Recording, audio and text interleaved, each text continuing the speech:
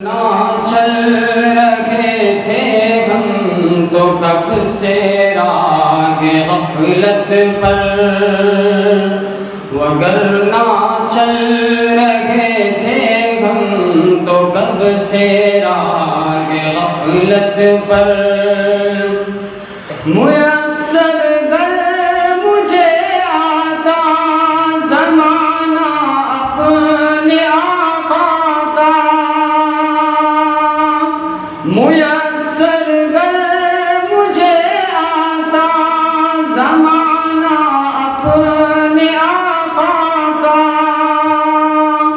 لڑائی بدر میں کرتا ہوا مامور خدمت پر،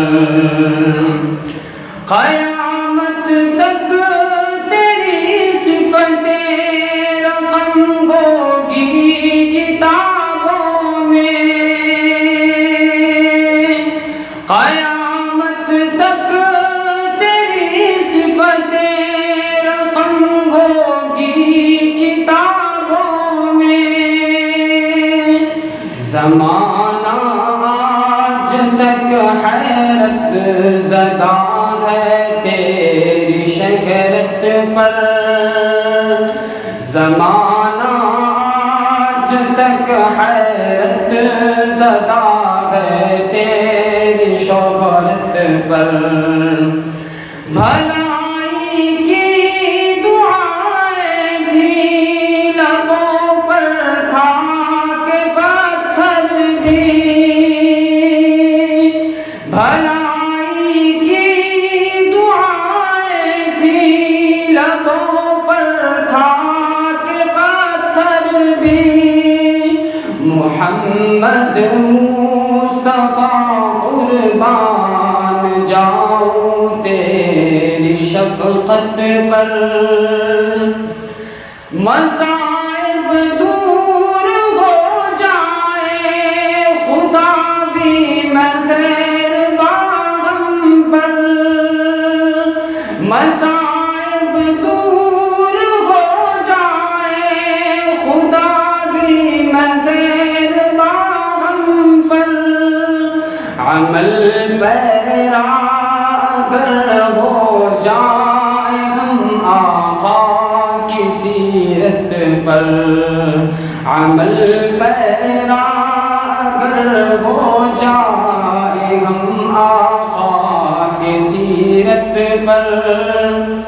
ثنا خوان محمد ہوں مجھے دوزخ سے کیا ڈرنا، ثنا خوان محمد ہوں مجھے دوزخ سے کیا ڈرنا، میرا تو نام لکھا ہے ازل سے باب جنت پر، نکل آتے ہیں جب آنسو کبھی یاد محمد میں، نکل آتے ہیں جب آنسو کبھی یاد محمد میں، تو میں بھی ناز کر لیتا ہوں اختر اپنی قسمت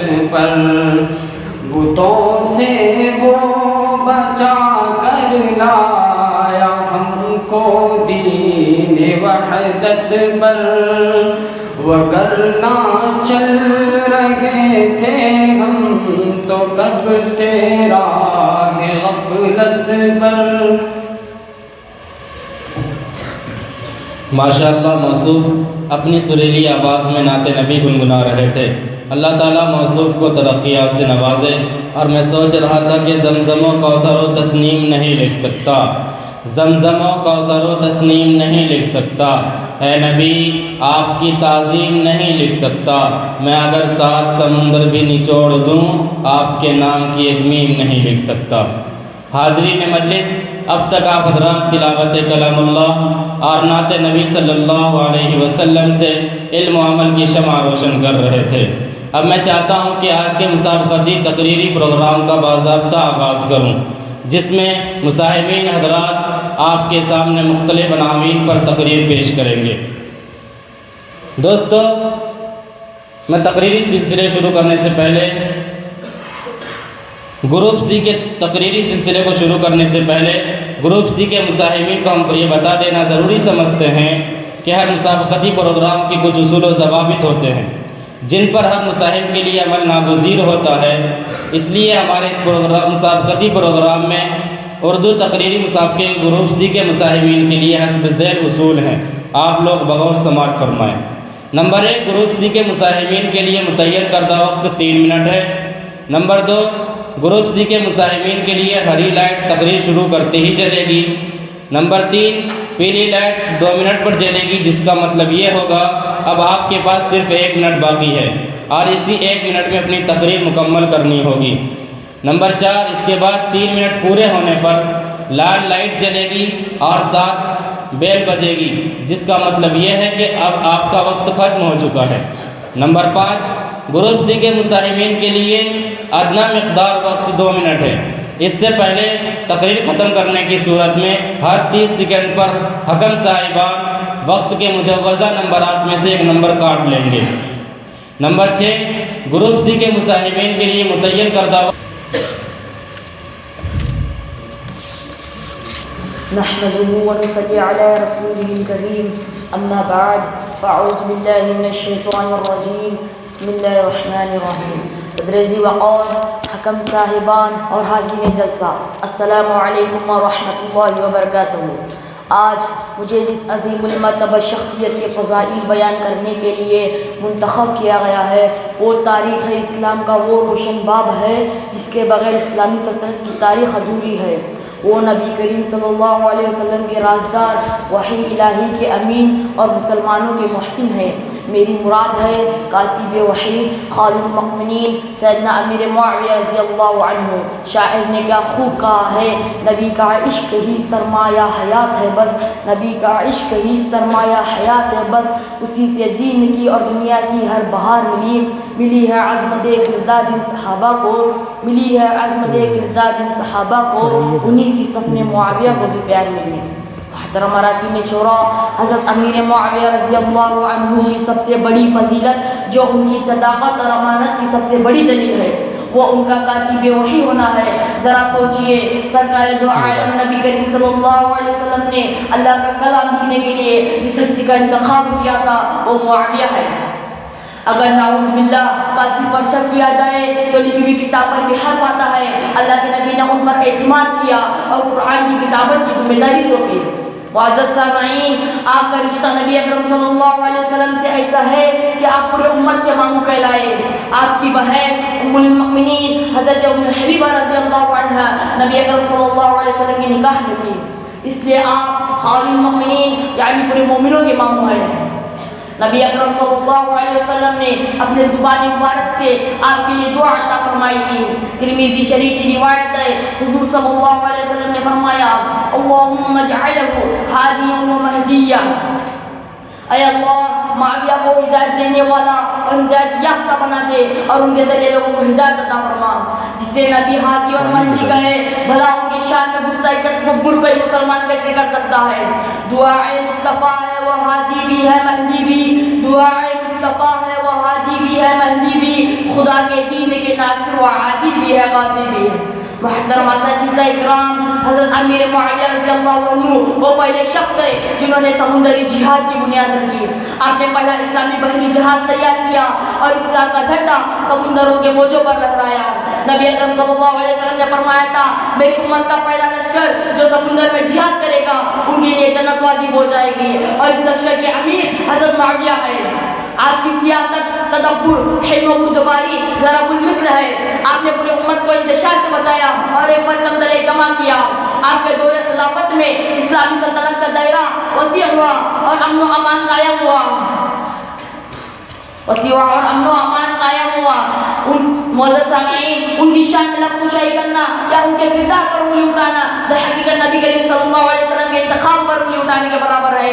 हज़रत अब्दुल्लाह बिन मुबारक को किसी ने पूछा कि हज़रत मुआविया अफजल है या उमर बिन अब्दुल अजीज, तो उन्होंने फरमाया मुआविया के घोड़े के नाक के अंदर जो गुबार दाखिल हुआ वो गुबार उमर बिन अब्दुल अजीज अफजल है, क्योंकि मुआविया को सोहबत रसूल सल्लल्लाहु अलैहि वसल्लम का शर्फ हासिल है।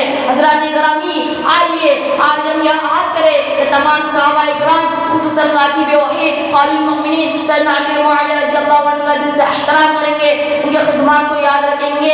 अल्लाह ताला ने तमाम सहाबा इकराम के नक्शे कदम पर चलने की तौफीक अता फरमाए। व आखिर दावाना अल्हम्दुलिल्लाहि रब्बिल आलमीन। अब इसके बाद मुसाहिब नंबर 2 को दावत देता हूँ कि वो आएं और तकरीर पेश करें।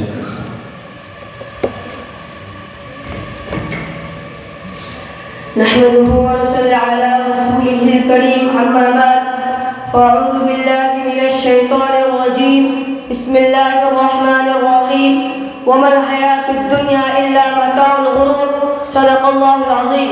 वक़ाल नबी सल्लल्लाहु अलैहि वसल्लम, कुन फिद दुनिया कअन्नका गरीबुन औ आबिरुस सबील। जगह जी लगाने की दुनिया नहीं है, जगह जी लगाने की दुनिया नहीं है, ये इबरत की जगह है, तमाशा नहीं है। मुहतरमा साथी इकराम और मेरे हमनशीन साथियों, अस्सलामु अलैकुम व रहमतुल्लाहि व बरकातुहू। आज मैं आप हज़रात के सामने दुनिया की बेतबाती के मौजू पर लब कुशाई करने की जसारत करना चाहता हूँ। मुअज़्ज़ज़ सामीईन, दुनिया दारुल फना है, आखिरत दारुल बका है, दुनिया दारुल गुरूर है, आखिरत दारुल सुरूर है, दुनिया दारुल अमल है, आखिरत दारुल जज़ा है, दुनिया मताए कलील है, आखिरत अताए जलील है।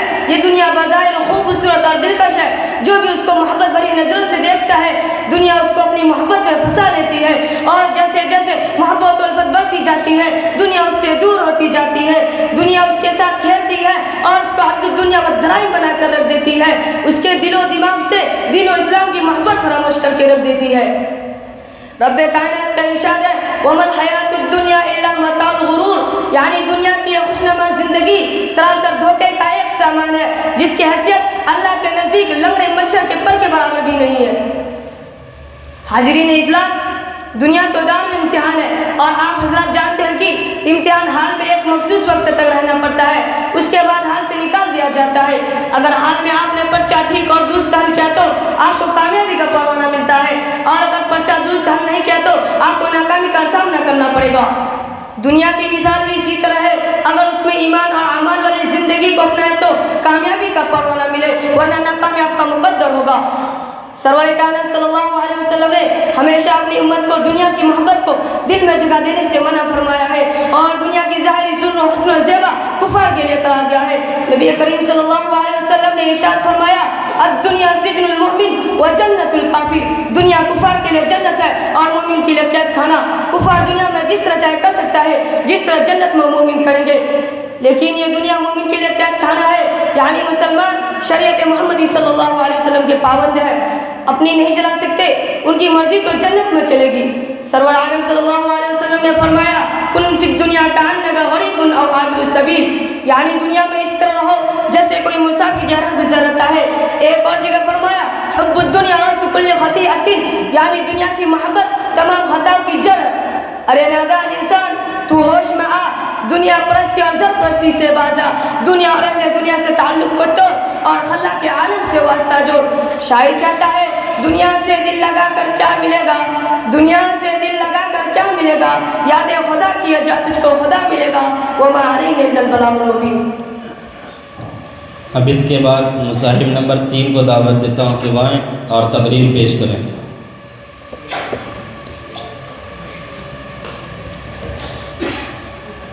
अस्सलामु अलैकुम व रहमतुल्लाहि व बरकातुहू। नहमदुहु व नुसल्ली अला रसूलिहिल करीम, अम्मा बाद। सदर ज़ी वक़ार, हकम साहिबान आली मकाम, हज़रात असातिज़ा कराम, आज जो उन्वान मेरे हिस्से में आया है वो इंसानियत का सबसे खूबसूरत सबक और दीन इस्लाम की बुनियादी तालीम है। मेरा उन्वान है تکلیف نہ دینے کی فضیلت۔ اسلام کا معنی ہی امن اور سلامتی ہے، اور سلامتی یہ ہے کہ آپ صرف خود امن میں نہ رہیں بلکہ دوسروں کو بھی اپنے ہاتھ اور زبان سے امن دے۔ یہی ہمارے ایمان کا معیار اور ہمارے کردار کا امتحان ہے۔ ہمیں ہمارا پیارا دین اسلام ہمیں ایک ایسا اصول دیتا ہے جو ہمارے ایمان کی تعریف کر دیتا ہے۔ سامعین کرام، میں آپ حضور اکرم صلی اللہ علیہ وسلم کا ایک واضح فرمان آپ حضرات کے سامنے دلیل کے طور پر پیش کرتا ہوں۔ المسلم من سلم المسلم من لسانہ و یدہ، مسلمان وہ ہے جس کی زبان اور ہاتھ سے دوسرے مسلمان محفوظ رہیں۔ اراکین شورا غور کریں، نبی اکرم صلی اللہ علیہ وسلم نے یہ نہیں فرمایا کہ مسلمان وہ ہے جو نماز پڑھے، روزہ رکھے، بلکہ سب سے پہلے یہ فرمایا کہ مسلمان وہ ہے جو دوسروں کو تکلیف نہ دے۔ زبان کی تکلیف، جھوٹ بولنا، غیبت کرنا، برا نام رکھنا، تانا دینا، اور ہاتھ کی تکلیف، کسی کو مارنا، کسی کا مال چرا لینا، کسی کی چیز کو توڑ دینا۔ تکلیف نہ دینا صرف ایک نیکی ہی نہیں بلکہ یہ شرط ایمان ہے۔ سامعین کرام، جب ہم دوسروں کو تکلیف نہیں دیتے تو یہ فضیلت ہمیں کہاں تک پہنچاتی؟ نبی اکرم صلی اللہ علیہ وسلم نے یہاں تک فرمایا کہ راستے سے تکلیف دہ چیز کا ہٹا دینا بھی صدقہ ہے۔ رفقاء مدرسہ اور سامعین سوچیں، اگر کوئی کانٹا، کوئی پتھر، کوئی شیشے کا ٹکڑا راستے پر پڑا ہے، آپ اسے ہٹا دیں گے تو آپ کو صدقے کا ثواب مل جاتا ہے۔ آپ نے محنت صرف اتنی سی کی کہ خود کو اور دوسروں کو گرنے سے یا زخمی ہونے سے بچا لیا۔ یہی ہے اسلام میں آسانی پیدا کرنے کی فضیلت۔ سامعین کرام، اس عظیم فضیلت کے ساتھ تکلیف دینے کی بہت سخت وعید بھی ہے۔ میں آپ کو ایک واقعہ بتاتا ہوں جس میں ایک عورت کا ذکر ہے۔ ایک عورت بہت زیادہ نفلی نماز پڑھتی تھی، روزے رکھتی تھی، صدقے کرتی تھی، مگر اپنی زبان سے اپنی پڑوسیوں کو اذیت دیتی تھی۔ نبی اکرم صلی اللہ علیہ وسلم نے یہ سب سنا تو فرمایا کہ وہ جہنم میں جائے گی۔ یہ کتنا سخت فیصلہ ہے، صرف زبان کی وجہ سے، صرف ایک بری عادت کی وجہ سے اس کی ساری نیکیاں ضائع ہو گئی۔ یہ دلیل واضح کرتی ہے کہ کسی کو تکلیف پہنچانا نماز روزوں کی فضیلت کو بھی کھا جاتا ہے۔ لہذا ہم ہر دم خلق عظیم کا مظاہرہ کرنا ہے۔ ہماری نرمی، ہماری مسکراہٹ، ہمارا اچھا برتاؤ ہی بہترین دعوت ہے۔ سامعین کرام، میں اپنی تقریر کا اختتام اس دعا کے ساتھ کرتا ہوں کہ اللہ تعالی ہمیں ہر اس عمل سے محفوظ رکھے جو کسی کی دل آزاری کا سبب بنے۔ آئیے آج وعدہ کریں کہ ہم اپنی زندگی دوسروں کی آسانی کے لیے گزاریں گے۔ بس اسی بات پر میں اپنی تقریر ختم کرتا ہوں۔ وآخر دعوانا الحمدللہ رب العالمین۔ اب اس کے بعد میں مساہم نمبر 3 کو دعوت دیتا ہوں کہ وہ آئیں، اور 4 کو دعوت دیتا ہوں کہ وہ آئیں اور تقریر پیش کریں۔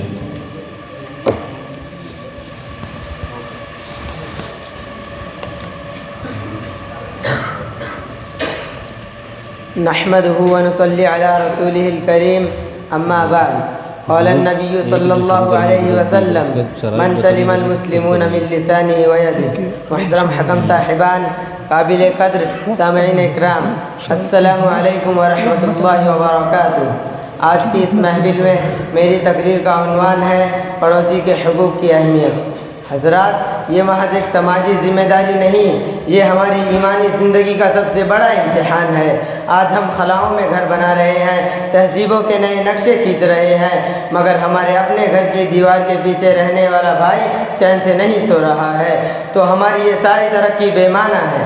ہمارا مذہب ہمیں سکھاتا ہے کہ پڑوسی وہ رشتہ ہے جو ہماری پیدائش سے لے کر قبر تک ہر ضرورت اور ہر مشکل میں ہمارے شانہ بشانہ کھڑا رہتا ہے۔ قابل قدر ہمارے پیارے آقا حضرت محمد مصطفیٰ صلی اللہ علیہ وسلم نے اس حق کو اتنی عظمت بخشی کہ تاریخ میں اس کی مثال نہیں ملتی۔ آپ صلی اللہ علیہ وسلم نے دو ٹوک الفاظ میں اعلان فرمایا، واللہ لا یؤمن واللہ لا یؤمن واللہ لا یؤمن۔ اللہ کی قسم وہ مومن نہیں ہو سکتا، اللہ کی قسم وہ مومن نہیں ہو سکتا، اللہ کی قسم وہ مومن نہیں ہو سکتا۔ عرض کیا گیا، یا رسول اللہ وہ کون شخص ہے؟ تو آپ صلی اللہ علیہ وسلم نے فرمایا، جس کا پڑوسی اس کی شرارتوں سے، اس کے آزار سے محفوظ نہ ہو۔ ذرا غور کیجئے، یہ کتنا بڑا معیار ہے۔ ایمان کی تکمیل کو پڑوسی کے امن و سکون سے جوڑ دیا گیا۔ یہاں چار دیواری ختم ہوتی ہے اور کردار شروع ہوتے ہیں۔ اسلام کے پاسبانوں، اسلام نے پڑوسی کے 3 دائرے مقرر فرمائے ہیں۔ ایک وہ پڑوسی جو رشتہ دار بھی ہو، جس پر رشتہ داری اور ہمسائیگی کے دوہرے حقوق ہیں۔ دوسرا وہ جو مسلمان بھائی ہو، جس پر پڑوسی اور دینی تعلق کے دوہرے حقوق ہیں۔ اور تیسرا وہ غیر مسلم پڑوسی جس پر صرف انسانیت اور ہمسائیگی کا حق پوری یکسوئی سے ادا کرنا لازم ہے۔ ہمارا یہ عدل، یہ وسعت قلبی ہماری عظمت کا نشان ہے۔ اسلام کے جیالوں، حقوق کا مطلب صرف یہ نہیں کہ اسے تکلیف نہ دی جائے، حق کا مطلب ہے اسے راحت دی جائے، اسے فائدہ پہنچایا جائے۔ جب وہ بیمار ہو تو آپ کی آہٹ سب سے پہلے اس کے دروازے پر ہو، جب وہ پریشانی میں ہو تو آپ کا کندھا اسے سہارا دے، جب اس کے گھر میں خوشی ہو تو آپ کی شرکت اسے محسوس ہو۔ نبی اکرم صلی اللہ علیہ وسلم نے پڑوسی کے حقوق پر اتنا زور دیا کہ صحابہ اکرام رضوان اللہ علیہم اجمعین یہ سوچنے لگے کہ کہیں ایسا نہ ہو کہ پڑوسی کو وراثت میں بھی حصے دار بنا دیا جائے۔ یہ گمان، یہ حیرت اس حق کی شدت کو بیان کرتی ہے۔ یہ حق ہمیں سکھاتا ہے کہ پردہ پوشی کی جائے، اس کے عیب کو ٹٹولا نہ جائے۔ سامعین اکرام، ہمارے پڑوس میں شور شرابہ، کوڑے کرکٹ کا انبار، گاڑیوں کی پارکنگ کے جھگڑے اور بے جا تکلیفیں، یہ سب ہمارے ایمان کو کمزور کر رہے ہیں۔ ہمیں اپنے پڑوسی کے لیے آسانیاں پیدا کرنی ہوں گی، نہ کہ تکلیفیں۔ حاضرین اجلاس، آخر میں آپ سب کو یہ یاد دلانا چاہتا ہوں کہ معاشرہ صرف اونچے اونچے بلڈنگوں سے نہیں بنتے، بلکہ اخلاق و کردار اور گفتار سے بنتے ہیں۔ تو آئیے اللہ تعالیٰ سے دعا کرتے ہیں کہ وہ ہمیں پڑوسی کے حقوق کو ادا کرنے والا بنائے۔ وما علینا الا البلاغ۔ اب اس کے بعد میں مصاحب نمبر 5 کو دعوت دیتا ہوں کہ وہ آئیں اور تقریر پیش کریں۔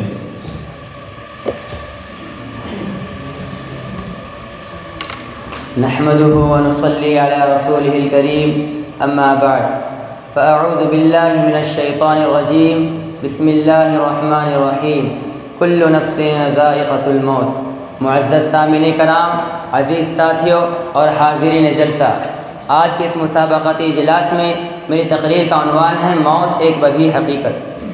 حضرات گرامی، موت وہ بدیہی حقیقت ہے جس کے متعلق خود اللہ تعالیٰ فرماتے ہیں فَإِذَا جَاءَ أَجَلُهُمْ لَا يَسْتَأْخِرُونَ سَاعَةً وَلَا يَسْتَقْدِمُونَ کہ جب لوگوں کا وقت مقررہ آ جائے تو یہ لوگ اس سے ایک گھڑی نہ پیچھے ہوں گے اور نہ آگے ہوں گے۔ یعنی جب موت کا وقت آ جائے گا تو دنیا کی کسی بھی چیز کے ذریعے اس کو ٹال دینا، اس سے بھاگ جانا، اس سے بچ جانا اور اس سے اپنی جان چھڑا لینا ممکن نہ ہوگا۔ دوسری آیت میں ہے کل نفس ذائقۃ الموت کہ ہر جان کو موت کا مزہ چکھنا ہے۔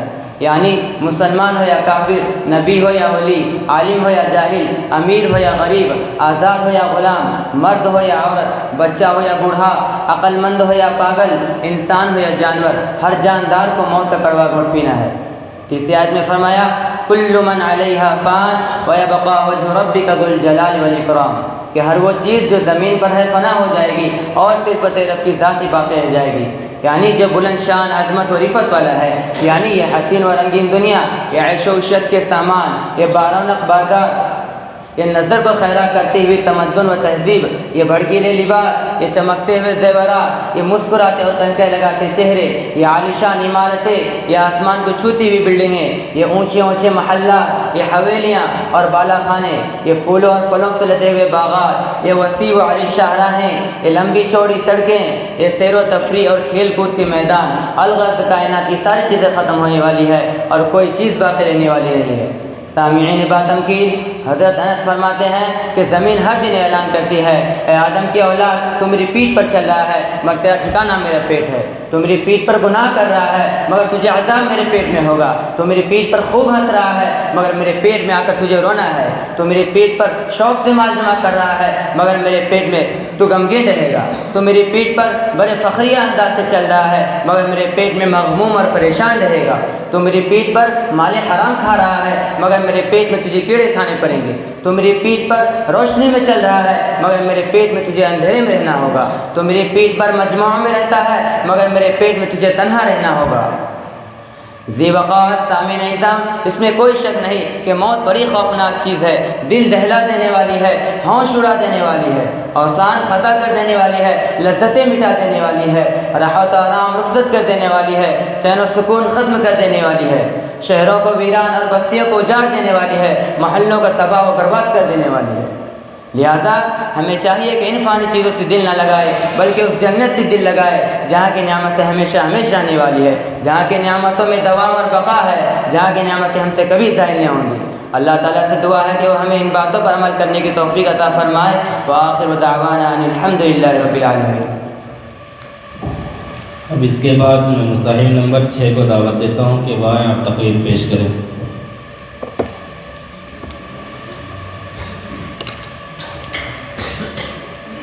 السلام علیکم ورحمۃ اللہ وبرکاتہ۔ نحمده ونصلی علی رسوله الکریم، اما بعد، اعوذ باللہ من الشیطان الرجیم، بسم اللہ الرحمن الرحیم۔ ان هذا القرآن يهدی للتی هی اقوم، صدق اللہ العظیم۔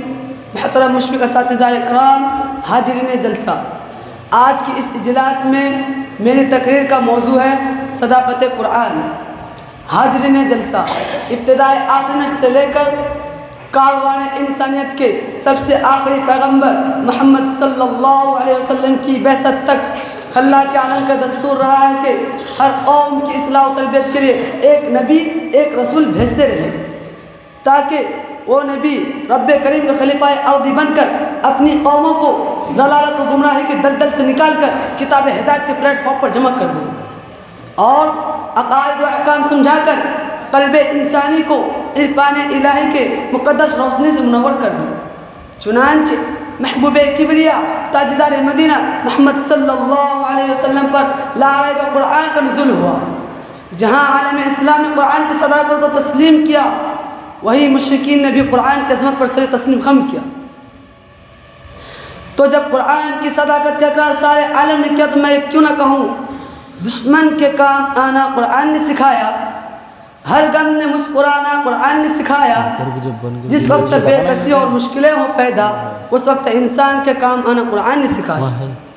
سامعین اکرام، جب مکہ کے سر زمین پر قرآن کی صداقت کا ڈنکا بجا تو مشرکین مکہ پکار اٹھے، یہ تو محمد صلی اللہ علیہ وسلم کی بنائی ہوئی کتاب ہے، لیکن میں قربان جاؤں اس مقدس کتاب پر جس نے دنیا کفر کو 3 چیلنج دے کر اپنی صداقت کا لوہا منوایا اور یہ اعلان کر دیا، مجھے جھوٹا کہنے والوں، اگر تم سچے ہو تو اس کائنات انسانی میں میری مثال پیش کرو۔ دشمنان خدا گھٹنے ٹیکنے پر مجبور ہو گئے مگر قرآن کی مثال پیش نہ کر سکے۔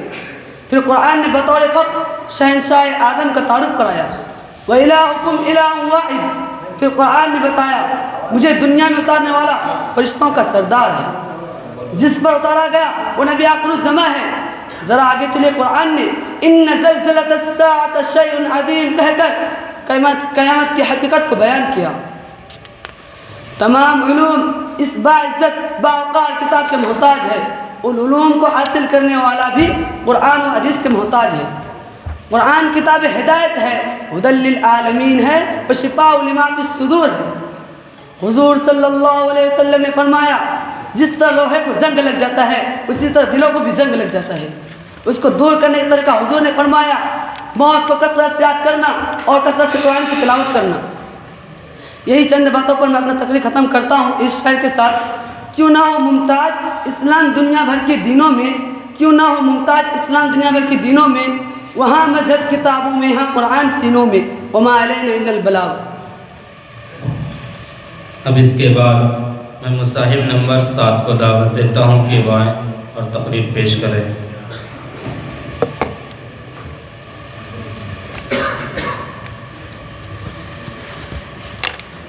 السلام علیکم ورحمۃ اللہ وبرکاتہ۔ الحمد للہ رب العالمین والصلاة والسلام علی سید المرسلین، اما بعد۔ محترم حاضرین، آج کے اس مسابقت اجلاس میں میری گفتگو کا عنوان ہے صحابہ کرام کی شان میں گستاخی کا انجام۔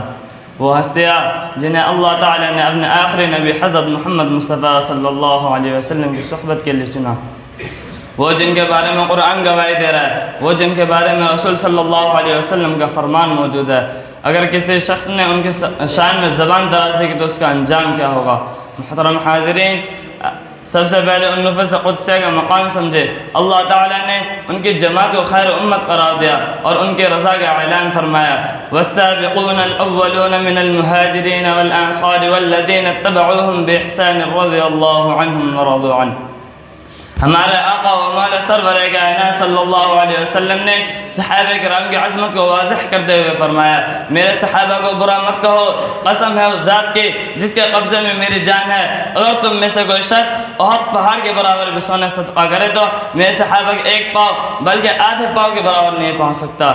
صحابہ کرام ہمارے اور حضور اکرم صلی اللہ علیہ وسلم کے درمیان واسطہ ہے، انہوں نے دین ہم تک پہنچایا، ان پر اعتماد نہ کرنا در حقیقت دین پر عدم اعتماد ہے، ان سے محبت ایمان ہے، ان سے بغض نفاق ہے۔ سامعین بعدمکین، اب آئے اس لعنت یعنی اس گستاخی کے انجام کی طرف۔ جو شخص اللہ کے محبوب بندوں کو، نبی کے وفادار ساتھیوں کو، جن کے ایمان پر قرآن نے مہر لگائی، انہیں برا کہتا ہے، وہ دراصل کس سے ٹکرا رہا ہے؟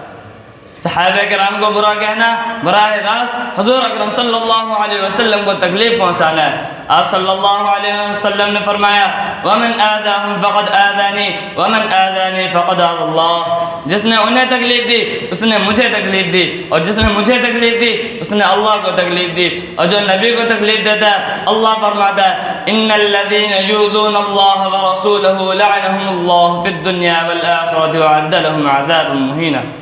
گستاخ کو کبھی دنیا میں سکون، ایمان کی حلاوت اور قبولیت نصیب نہیں ہو سکتی، وہ حق سے بھٹک جاتا ہے اور اس کا دل نفاق کی سیاہی سے بھر جاتا ہے۔ وہ روز قیامت تنہا کھڑا ہوگا، اللہ، رسول اور تمام فرشتوں کی لعنت ہوگی۔ گستاخی کرنے والا صرف ایک فرد کی نہیں بلکہ 1,24,000 صحابہ کرام کی جماعت کے سامنے مجرم بن کر کھڑا ہوگا۔ صحابہ کرام کی جماعت کے سامنے مجرم بن کر کھڑا ہوگا۔ اے ایمان والو، ہم اپنی زبان کو لگام لگا دے، صحابہ کرام کی محبت کو اپنا شعار بنائے، ان کا ذکر ادب سے کرے، صحابہ کرام کی شان میں گستاخی کرنے والے ہر شخص سے اپنے عقیدت کو دور رکھے۔ یاد رکھنا، صحابہ کرام کو گستاخ کبھی دین کا وفادار نہیں ہو سکتا۔ آخر میں دعا ہے کہ اللہ تعالی ہم سب کو صحابہ کرام کی سچی محبت اور اتباع نصیب فرمائے، آمین، وما علینا الا البلاغ۔ دوستو، اب ہم گروپ بی کے مساہمین تک پہنچتے ہیں۔ گروپ بی کے تقریری سلسلے کو شروع کرنے سے پہلے گروپ بی کے مساہمین کو ہم بتا دینا ضروری سمجھتے ہیں کہ ہر مسابقتی پروگرام کے کچھ اصول و ضوابط ہوتے ہیں جن پر ہر مساہم کے لیے عمل ناگزیر ہوتا ہے۔ نمبر 1، گروپ بی کے مساہمین کے لیے متعین کردہ وقت 5 منٹ ہے۔ نمبر 2، گروپ بی کے مساہمین کے لیے ہری لائٹ تقریر شروع کرتے ہی چلے گی۔ نمبر 3، اور پیلی لائٹ 4 منٹ پر چلے گی، جس کے بعد اپنی تقریر مکمل کرنے کے لیے ان کے پاس صرف 1 منٹ باقی ہوگا۔ اس کے بعد 5 منٹ پورے ہونے پر لال لائٹ جلے گی اور ساتھ ساتھ بیل بجے گی، جس کا مطلب یہ ہوگا کہ اب آپ کا وقت ختم ہو چکا ہے۔ اس لیے میں گروپ بی کے مصاحب نمبر 1 کو دعوت دیتا ہوں کہ وہ آئیں اور تقریر پیش کریں۔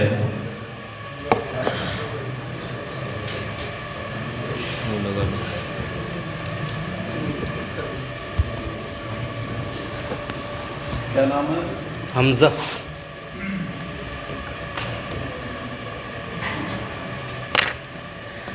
السلام علیکم ورحمۃ اللہ وبرکاتہ۔ نحمده ونصلي على رسوله الكريم اما بعد فاعوذ باللہ من الشیطان الرجیم بسم اللہ الرحمن الرحیم۔ محترم صدر جلسہ، عظیم رفقا اور حکم صاحبان، آج کی اس مسابقتی پروگرام میں جس موضوع پر میری زبان کھلی ہے وہ صرف میری نہیں بلکہ اس امت کے رگوں میں بہتے لہو کا دکھ ہے۔ یہ قصہ ہے عزت سے ذلت کی طرف سفر کا۔ یہ کہانی ہے اس دستور عدل کی، مظلومیت کی، جسے ہم نے بندوق کے غلاف میں لپیٹ کر رکھ دیا۔ میں آج آپ کے سامنے اس کلام الہی کا دکھ بیان کرنے آیا ہوں جو چیخ چیخ کر کہہ رہا ہے میں مظلوم ہوں۔ ایک ایسی ہستی جسے رب نے ہماری شفاعت کا ذریعہ بنایا، مگر آج وہ خود قیامت کے دن ہماری شکایت کرنے تک کو تیار ہے۔ کیا اس سے بڑھ کر کوئی محرومی ہو سکتی ہے؟ حکم صاحبان اور اہل علم، آج ہماری محبت قرآن سے ظاہری اور رسمی ہو چکی ہے۔ ہم تجوید کے قواعد پر تو غور کرتے ہیں مگر اس کے فکری انقلاب کو فراموش کر بیٹھے ہیں۔ صحابہ کا حال تھا کہ وہ قرآن کو سنتے تو ان کی حالت بدل جاتی تھی، ان کے معاملات سنور جاتے تھے، مگر ہم نے قرآن کو صرف ثواب کا ذریعہ سمجھا مگر انصاف کی میزان نہیں سمجھا۔ قرآن یہ فریاد کرتا ہے کہ مجھے تلاوت کی کتاب تو بنایا مگر عملی زندگی کی کتاب نہیں بنایا۔ جب کوئی مسلمان قرآن کو صرف اس لیے پڑھتا ہے کہ اس کی قبر میں روشنی ہو جائے، اس کے گھر میں بیماریاں دور ہو جائیں، تو وہ اس کتاب کو اس کے سب سے بڑے مقصد سے محروم کر دیتا ہے۔ گھروں میں سجا کر چھوڑ دیا مجھے تنہا، دل میں بسایا نہ گیا۔ گھروں میں سجا کر چھوڑ دیا مجھے تنہا، دل میں بسایا نہ گیا۔ میں علم و حکمت کا دریا تھا، تم نے مجھے محض ایک تبرک بنا دیا۔ میرے پیارے بھائیوں، آج یہاں میری فریاد کا سب سے دردناک پہلو آپ جانتے ہیں، قرآن کا وہ حصہ جس میں اللہ تعالیٰ نے خود حصہ داریاں مقرر کیے، وہ وراثت کا قانون ہے، جس میں اللہ تعالیٰ نے کسی کو بھی وکیل نہیں بنایا بلکہ خود کہا کہ اللہ کی طرف سے مقرر کردہ حصے ہیں۔ مگر آج ہماری مسلمانی کیا ہے؟ ذرا سوچئے، جب ایک باپ اپنی جائیداد تقسیم کرتا ہے تو اپنی بیٹی کو حق سے محروم کر دیتا ہے، ایک کہہ کر کہ وہ پرایا دھن ہے۔ ہماری برادری میں اس کا کوئی رواج نہیں۔ جب ایک بھائی اپنی جوان بہن کا حصہ ایک کہہ کر دبا لیتا ہے کہ وہ کیا کرے گی مال لے کر، تو یہ عمل کس کے خلاف بغاوت ہے؟ میں قسم کھا کر کہتا ہوں، جب کسی مظلوم بیٹی کا حق چھینا جاتا ہے تو وہ بیٹی نہیں روتی، قرآن کے صفحات روتے ہیں۔ جب اس کتاب کے واضح قوانین کو رواج، خاندان کی عزت، دنیاوی لالچ کی بھیٹ پر چڑھا دیا جاتا ہے تو قرآن کا دل ٹکڑے ٹکڑے ہو جاتا ہے۔ وہ کہتا ہے میں تمہاری بہن کا حصہ ہوں، مجھے کیوں دبا دیا گیا؟ یہ صرف ہماری بیٹیوں کا حق نہیں بلکہ اللہ کے حکم کی تعمیل کا حق ہے۔ مگر آج ہم نے قرآن کو صرف 3 چیزوں تک محدود کر دیا۔ نمبر 1، عدالتوں میں، سیاست کی محفلوں میں جھوٹ پر پردہ ڈالنے کے لیے اس کو استعمال کیا جاتا ہے۔ نمبر 2، جب گھر میں کوئی مر جائے تو جب قرآن یاد آتا ہے تو ہم قاریوں کو بلا کر ایصال ثواب کرتے ہیں۔ نمبر 3، جب ہم نئی گاڑی یا نیا گھر یا ہمارے گھروں میں شادی بیاہ کی تقرب میں اس کی آرائش کی غرض سے رکھا جاتا ہے۔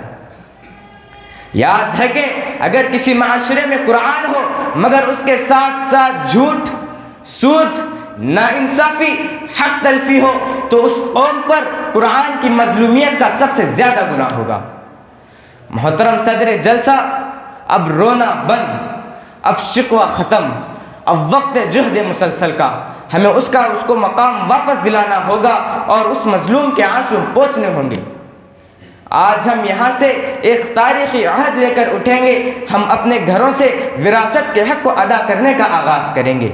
یہ میرا حق نہیں، یہ میری بہن کا حق ہے جسے اللہ نے دیا ہے۔ ہم دنیا کی رسم و رواج کو چھوڑ کر صرف اللہ کے حکم کو حاکم مانیں گے۔ ہم قرآن کو ہر مظلوم کی آواز سمجھیں گے اور ہم خود بھی قرآن پر عمل پیرا ہوں گے اور پوری دنیا کے سامنے اس کی سچائی پر گواہ بنیں گے۔ میں اللہ تعالیٰ سے دعا کرتا ہوں کہ اللہ تعالیٰ ہمیں قرآن کو چھوڑنے اور اس کے قوانین پر عمل نہ کرنے کے جرم سے معاف فرمائے، آمین یا رب العالمین۔ السلام علیکم۔ اب اس کے بعد میں مصاحب نمبر 2 کو دعوت دیتا ہوں کہ وہ آئیں اور تقریر پیش کریں۔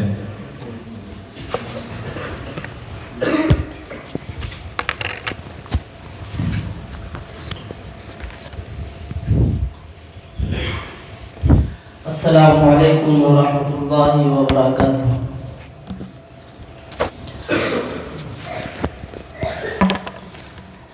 حامدا و مصلیا اما بعد، محترم حضرات، سامعین کرام، آج میں جس موضوع پر تقریر کرنے کے لیے کھڑا ہوا ہوں وہ ہے قرآن کریم کی حفاظت اور اس کی عظمت۔ اللہ رب العزت نے انسانیت کی ہدایت کے لیے قرآن کریم کو نازل فرمایا اور اس کی حفاظت کا ذمہ خود لیا۔ چنانچہ ارشاد ربانی ہے، اِنَّا نَحْنُ نَزَّلْنَا الذِّكْرَ وَإِنَّا لَهُ لَحَافِظُونَ، ہم نے قرآن کریم کو نازل کیا اور ہم ہی اس کے محافظ ہیں۔ سامعین، اللہ تعالیٰ نے صرف اس کی حفاظت کا اعلان نہیں کیا بلکہ اسے ثابت بھی کیا۔ سب سے پہلے رب العالمین نے تمام انسانوں اور جناتوں کے سامنے وہ بلند ترین چیلنج رکھا جس کی گونج قیامت تک سنائی دیتی رہے گی۔ اللہ تعالیٰ قرآن کریم میں ارشاد فرماتا ہے قُلْ لَئِنِ اجْتَمَعَتِ الْإِنسُ وَالْجِنُّ عَلَىٰ أَن يَأْتُوا بِمِثْلِ هَٰذَا الْقُرْآنِ لَا يَأْتُونَ بِمِثْلِهِ وَلَوْ كَانَ بَعْضُهُمْ لِبَعْضٍ ظَهِيرًا۔ اے نبی کہہ دیجئے اگر سارے انسان اور سارے جن جمع ہو جائے پھر چاہے ایک دوسرے کے بڑے مددگار بن جائے تب بھی قرآن جیسا کلام نہیں لا سکتے۔ سامعین باتن کی عرب کے بڑے شاعر، بڑے خطیب، بڑے فصیح انسان سب نے سر جھکا دیا، کسی کی زبان نہ کھل سکی، کسی کے قلم میں ہمت نہ رہی۔ پھر اللہ تعالیٰ نے چیلنج میں تخفیف فرمائی اور فرمایا قُلْ فَأْتُوا بِعَشْرِ سُوَرٍ مِثْلِهِ، کہہ دو اگر تم سچے ہو تو اس جیسی ایک سورت ہی لے آؤ، 10 سورتیں لے آؤ۔ لیکن تاریخ شاہد ہے کہ مکہ میں چیلنج دیا، جواب نہ آیا، مدینہ میں دہرایا، پھر جواب نہ آیا، صدیاں گزری پھر بھی جواب نہ آیا۔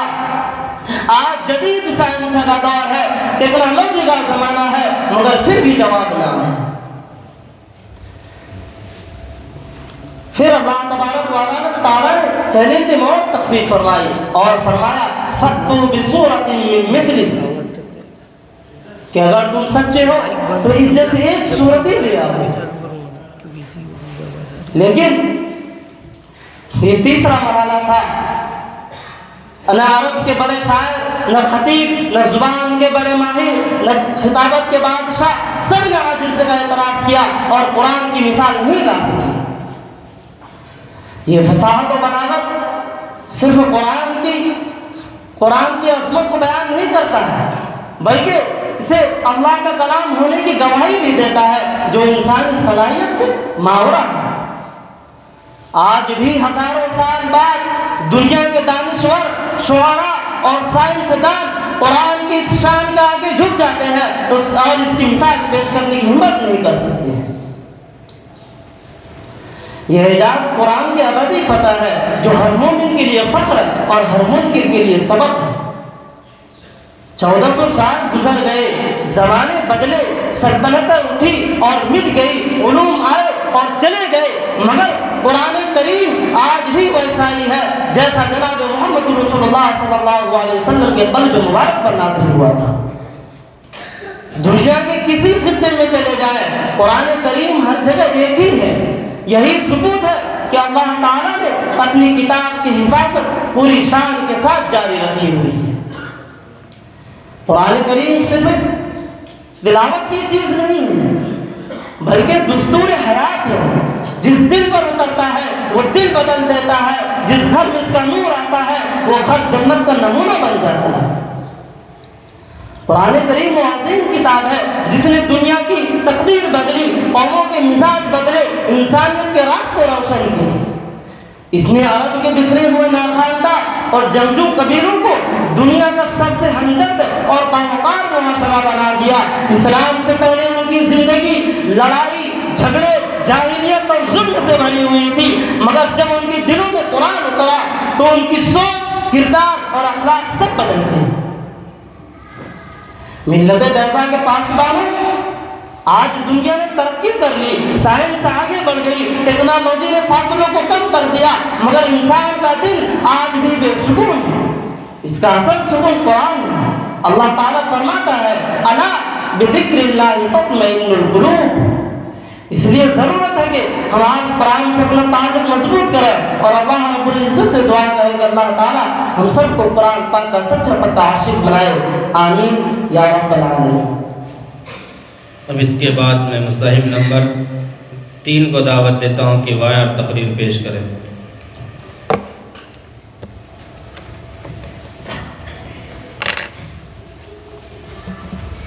السلام علیکم ورحمۃ اللہ وبرکاتہ۔ نحمده ونصلي على رسوله الكريم، اما بعد فأعوذ بالله من الشيطان الرجيم بسم الله الرحمن الرحيم إن هذا القرآن يهدي للتي هي أقوم صدق اللہ العظیم. محترم حضرات، حضرت حکم صاحبان اور میرے عزیز ساتھیوں، آج کے اس مسابقتی پروگرام میں میری تقریر کا عنوان ہے نزول قرآن کا مقصد اور انسانی دنیا پر ہمارے اثرات. اللہ تعالیٰ سے دعا ہے کہ اللہ تعالیٰ مجھے صحیح بات کہنے اور آپ سب کو صحیح بات سمجھنے کی توفیق عطا فرمائے. غلامی میں نہ کام آتی ہیں شمشیریں نہ تدبیریں، غلامی میں نہ کام آتی ہیں شمشیریں نہ تدبیریں، جو ہو ذوق یقین پیدا تو کٹ جاتی ہیں زنجیریں. محترم حضرات، قرآن کریم کا نزول صرف تبرک حاصل کرنے کے لیے نہیں ہوا تھا، بلکہ قرآن کریم کا نزول زندگی کے نظام کو بدلنے، دلوں کو فتح کرنے اور دنیا پر حق کا پرچم لہرانے کے لیے ہوا تھا.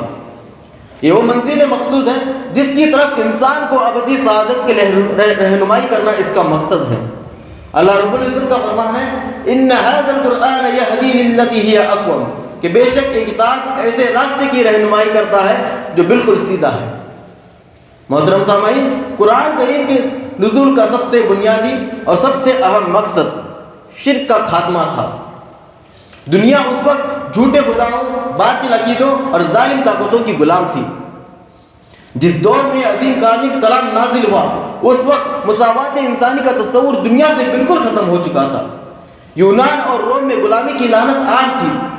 ہندوستان میں ذات پات کا نظام انسانوں کو چھوٹے بڑے خاندوں میں تقسیم کر چکا تھا. عرب میں تو نسلی تفاقر اور طبقاتی اونچ نیچ عروج پر تھی. انسانیت، وقار اور عزت نفس کو محض مال و نسب کی بنیاد پر پرکھا جاتا تھا. اسی ظلمت میں قرآن کا نور طلوع ہوا. قرآن کے اسی تصور توحید نے تمام ظالم نظریات کو جڑ سے اکھاڑ دیا. اس نے ذات پات، رنگ نسل اور قبیلوں کے بتوں کو پاش پاش کر دیا اور اس نے اعلان کیا ان اکرمکم عند اللہ اتقاکم، کہ تمام انسان ایک ہے اور افضل وہ ہے جو تم میں سب سے زیادہ متقی ہے. یہ توحیدی انقلاب کتنا گہرا تھا، جس کا اعتراف ہندوستانی مفکر اور سفارتکار کے ایم پانیکر نے کیا ہے. وہ لکھتے ہیں کہ توحیدی اسلامی ایک پرزور اور طاقتور پیغام ہے جس نے ہندوستان میں صدیوں سے جاری تحکمات اور بت پرستی کو جڑ سے اکھاڑ دیا. اور صرف یہی نہیں بلکہ ہندوستان کے پہلے وزیر اعظم پنڈت جواہر لال نہرو نے بھی قرآن مجید کے تعلیمات کے اثرات کو تسلیم کرتے ہوئے اپنی کتاب دی گلمپسز آف ورلڈ ہسٹری میں بیان کیا ہے کہ قرآن مجید کی تعلیمات تھی جنہوں نے تاریخ میں پہلی بار عام مسلمانوں کو مساوات، بھائی چارے اور جمہوری طرز زندگی کی تعلیم دی، جس کے نتیجے میں انہوں نے اپنے آپ کو عظیم فتوحات کا اہل بنایا. حضرات، جب اسلام کا ایک پیغام مساوات دنیا میں پھیلا تو صدیوں سے غلامی میں جکڑے ہوئے انسان اور خاص کر کے طبقہ نسواں جو زندہ درگور کی جا رہی تھی، اس ظلمت کے گڑھوں سے نکال کر عزت کے عرش پر بیٹھا دی گئی. قرآن کا نزول اس لیے ہوا تھا کہ وہ انسانوں کو ایک ایسا قانون دے جو حقوق اللہ اور حقوق العباد کی بنیاد پر کامل عدل قائم کرے. اس نے زکوٰۃ کا نظام دے کر مال کو ایک ہاتھ میں جمع ہونے سے روکا. اس نے عورت کو وراثت، مہر اور ملکیت کا وہ حق دیا جو کوئی تہذیب اس سے قبل نہ دے سکی. دوستو، قرآن نے حکمرانی کو خدا کی امانت قرار دیا اور خلافت راشدہ جیسا وہ نظام دیا جو عدل و انصاف کی مثال بن گیا. یہ اس کتاب کی قوت تھی کہ وہ قوم جو جہالت اور ظلمت میں ڈوبی ہوئی تھی وہ صرف چند دہائیوں میں دنیا کی سب سے بڑی فاتح، معلم، منتظم قوم بن کر ابھری. قرآن جو اپنی پہلی وحی اقرا سے شروع کرتا ہے، اس نے انسان کو اندھی تکلیف سے نکال کر غور و فکر کی دنیا میں داخل کر دیا. اسی قرآنی تحریک کی وجہ سے مسلمانوں نے فن تحقیق، سائنس اور ریاضی جیسے علوم میں وہ عروج حاصل کیا جو قرون وسطیٰ میں عالم اسلام کا ترہ امتیاز تھا. عزیز ساتھیوں، قرآن کریم کا سب سے بڑا انعام اور سب سے عظیم مقصد اخروی زندگی کی کامیابی ہے. یہ کتاب ہمیں بتاتی ہے دنیا عارضی ہے اور ہماری اصل زندگی آخرت کی ہے. عزیز دوستوں، قرآن مجید ہماری دنیا و آخرت کی کامیابی کا ضامن ہے. آج ضرورت ہے کہ ہم اس کتاب سے اپنا رشتہ مضبوط کریں، اسے صرف مقدس کتاب نہ سمجھیں بلکہ اسے زندگی کا دستور عمل بنائیں. یہی وہ راستہ ہے جو ہمیں عظمت رفتہ واپس دلا سکتا ہے۔ اللہ تعالیٰ سے دعا ہے کہ اللہ تعالیٰ ہمیں اس عظیم نعمت کی قدر کرنے، اس کے مقصد کو سمجھنے اور اس پر عمل پیرا ہونے کی توفیق عطا فرمائے۔ آخر میں ایک شعر کے ساتھ اپنی تقریر کو ختم کرتا ہوں۔ سبق پھر پڑھ صداقت کا، عدالت کا، شجاعت کا، لیا جائے گا تجھ سے کام دنیا کی امامت کا۔ اللہ تعالیٰ سے دعا ہے کہ اللہ تعالیٰ ہم سب کو کہی ہوئی باتوں پر عمل کرنے کی توفیق عطا فرمائے۔ آمین یا رب العالمین، وآخر دعوانا الحمدللہ رب العالمین۔ اب اس کے بعد میں مصاحب نمبر 4 کو دعوت دیتا ہوں کہ وہ آئیں اور تقریر پیش کریں۔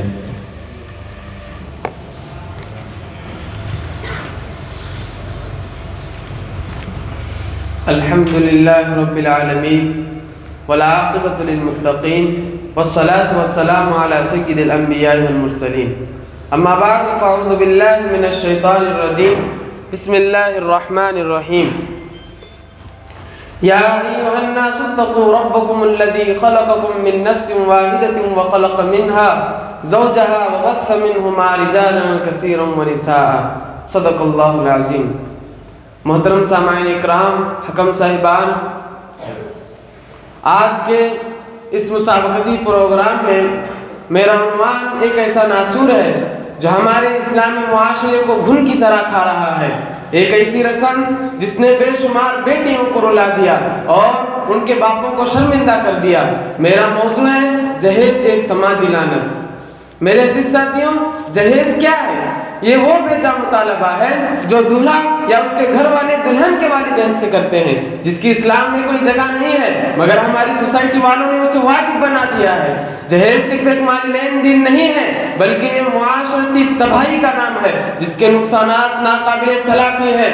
جہیز نے غریب اور متوسط طبقے کے والدین کی کمر توڑ دی ہے۔ کئی باپ صرف اس ڈر سے بیٹی کو جنم دینے سے خوف کھاتے ہیں کہ اس کے جہیز کا انتظام کہاں سے ہوگا۔ کئی لوگ سود اور قرض کے بوجھ تلے دب کر اپنی زندگی تباہ و برباد کر لیتے ہیں۔ جب جہیز کم ہوتا ہے تو سسرال والے بہو کو تانا دیتے ہیں، یہ بیٹی کی نہیں بلکہ اس کے والدین کی عزت نفس کی توہین ہے۔ بعض اوقات یہ تذلیل اتنی بڑھ جاتی ہے کہ معاملہ تشدد اور قتل تک جا پہنچتا ہے، جسے آج دنیا جہیز کی موت کے نام سے جانتی ہے۔ کانٹے ہیں یہاں ہر قدم پھولوں کی طلب کیا، کانٹے ہیں یہاں ہر قدم پھولوں کی طلب کیا، بیٹی کو جنم دے کر بھی قرض دار ہے دنیا۔ سامعین اکرام، یہ شرم کی بات ہے کہ ایک طرف ہم حق مہر جو عورت کا حق ہے اس کو معمولی رکھتے ہیں، اور دوسری طرف جہیز کا مطالبہ جو ہمارا کوئی حق نہیں بڑا چڑھا کر کرتے ہیں۔ اسلام میں جہیز کی کوئی حیثیت نہیں ہے۔ ہمارے نبی اکرم صلی اللہ علیہ وسلم کی بیٹیاں دنیا کی سب سے افضل خواتین تھیں۔ حضرت فاطمہ رضی اللہ عنہا کا نکاح حضرت علی رضی اللہ عنہ سے ہوا تو حضور نے صرف چند ضروری چیزیں جیسے کہ ایک بستر، ایک پانی کا گھڑا اور 2 تکیے دیے تھے۔ یہ سامان جہیز نہیں تھا بلکہ بیٹی کی ضرورت تھی، مگر ہم آج اسے رسم بنا کر سونے چاندی کے مطالبات کرتے ہیں۔ دوستو، سوال یہ ہے کہ آج کا مسلم نوجوان یہ کیوں نہیں سوچتا اور اس کے لالچی ماں باپ یہ کیوں نہیں سوچتے آخر کب تک وہ معصوم خواتین جہیز کی سولی پر لٹکتی رہیں گی؟ آخر کب تک اس غیر اسلامی رواج کے ہاتھوں شریف کنگال ہوتے رہیں گے؟ آخر کب تک وہ دل سوز مائیں اپنی بیٹیوں کو جوانی کی دہلیز پر دیکھ کر کلیجہ محسوستی رہیں گی؟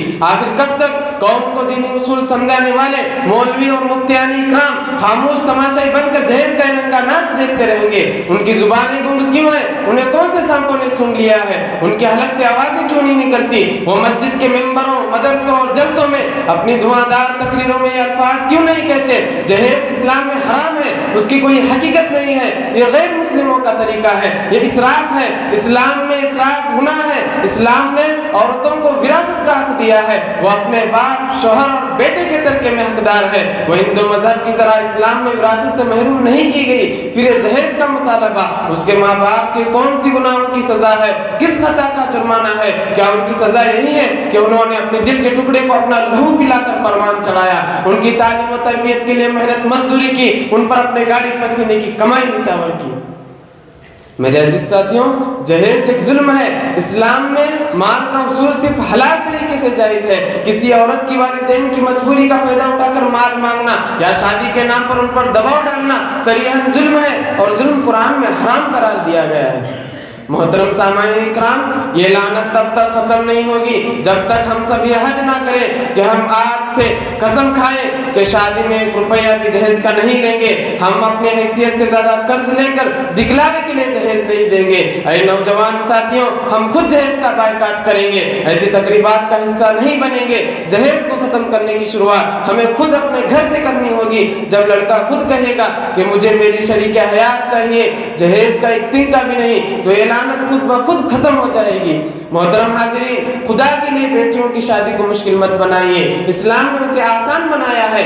آئیے اس رسم کو جڑ سے اکھاڑ کر پھینکیں اور نکاح کو سنت کے مطابق سستا بنائیں، اور اللہ سے دعا ہے کہ اللہ تعالی ہمیں اس سماجی لعنت کے خلاف کھڑے ہونے کی توفیق عطا فرمائے۔ جزاک اللہ خیر، وآخر دعوانا الحمدللہ رب العالمین۔ اب اس کے بعد میں مصاحب نمبر 5 کو دعوت دیتا ہوں کہ وہ آئیں اور تقریر پیش کریں۔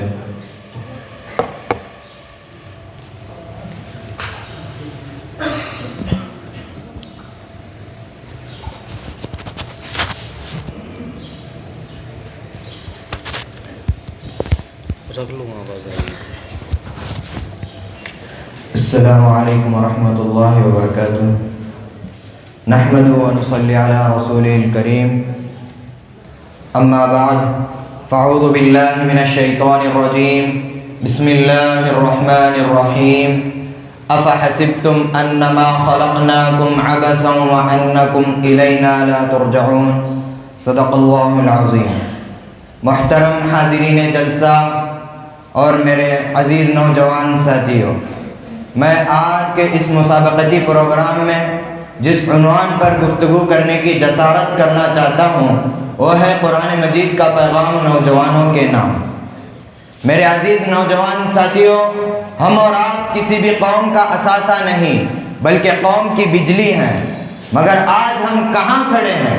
آج ہم مغربی تہذیب کے غلام بن چکے ہیں۔ آج ہمارے دلوں میں مایوسی کی کیفیت اور زندگیوں سے مقصد ناپید ہو چکا ہے۔ قرآن مجید ہم نوجوانوں کو حکم دیتا ہے کہ اپنی تخلیق کا مقصد جانیں اور اس بیکار زندگی کو ہمیشہ کے لیے ختم کر دیں۔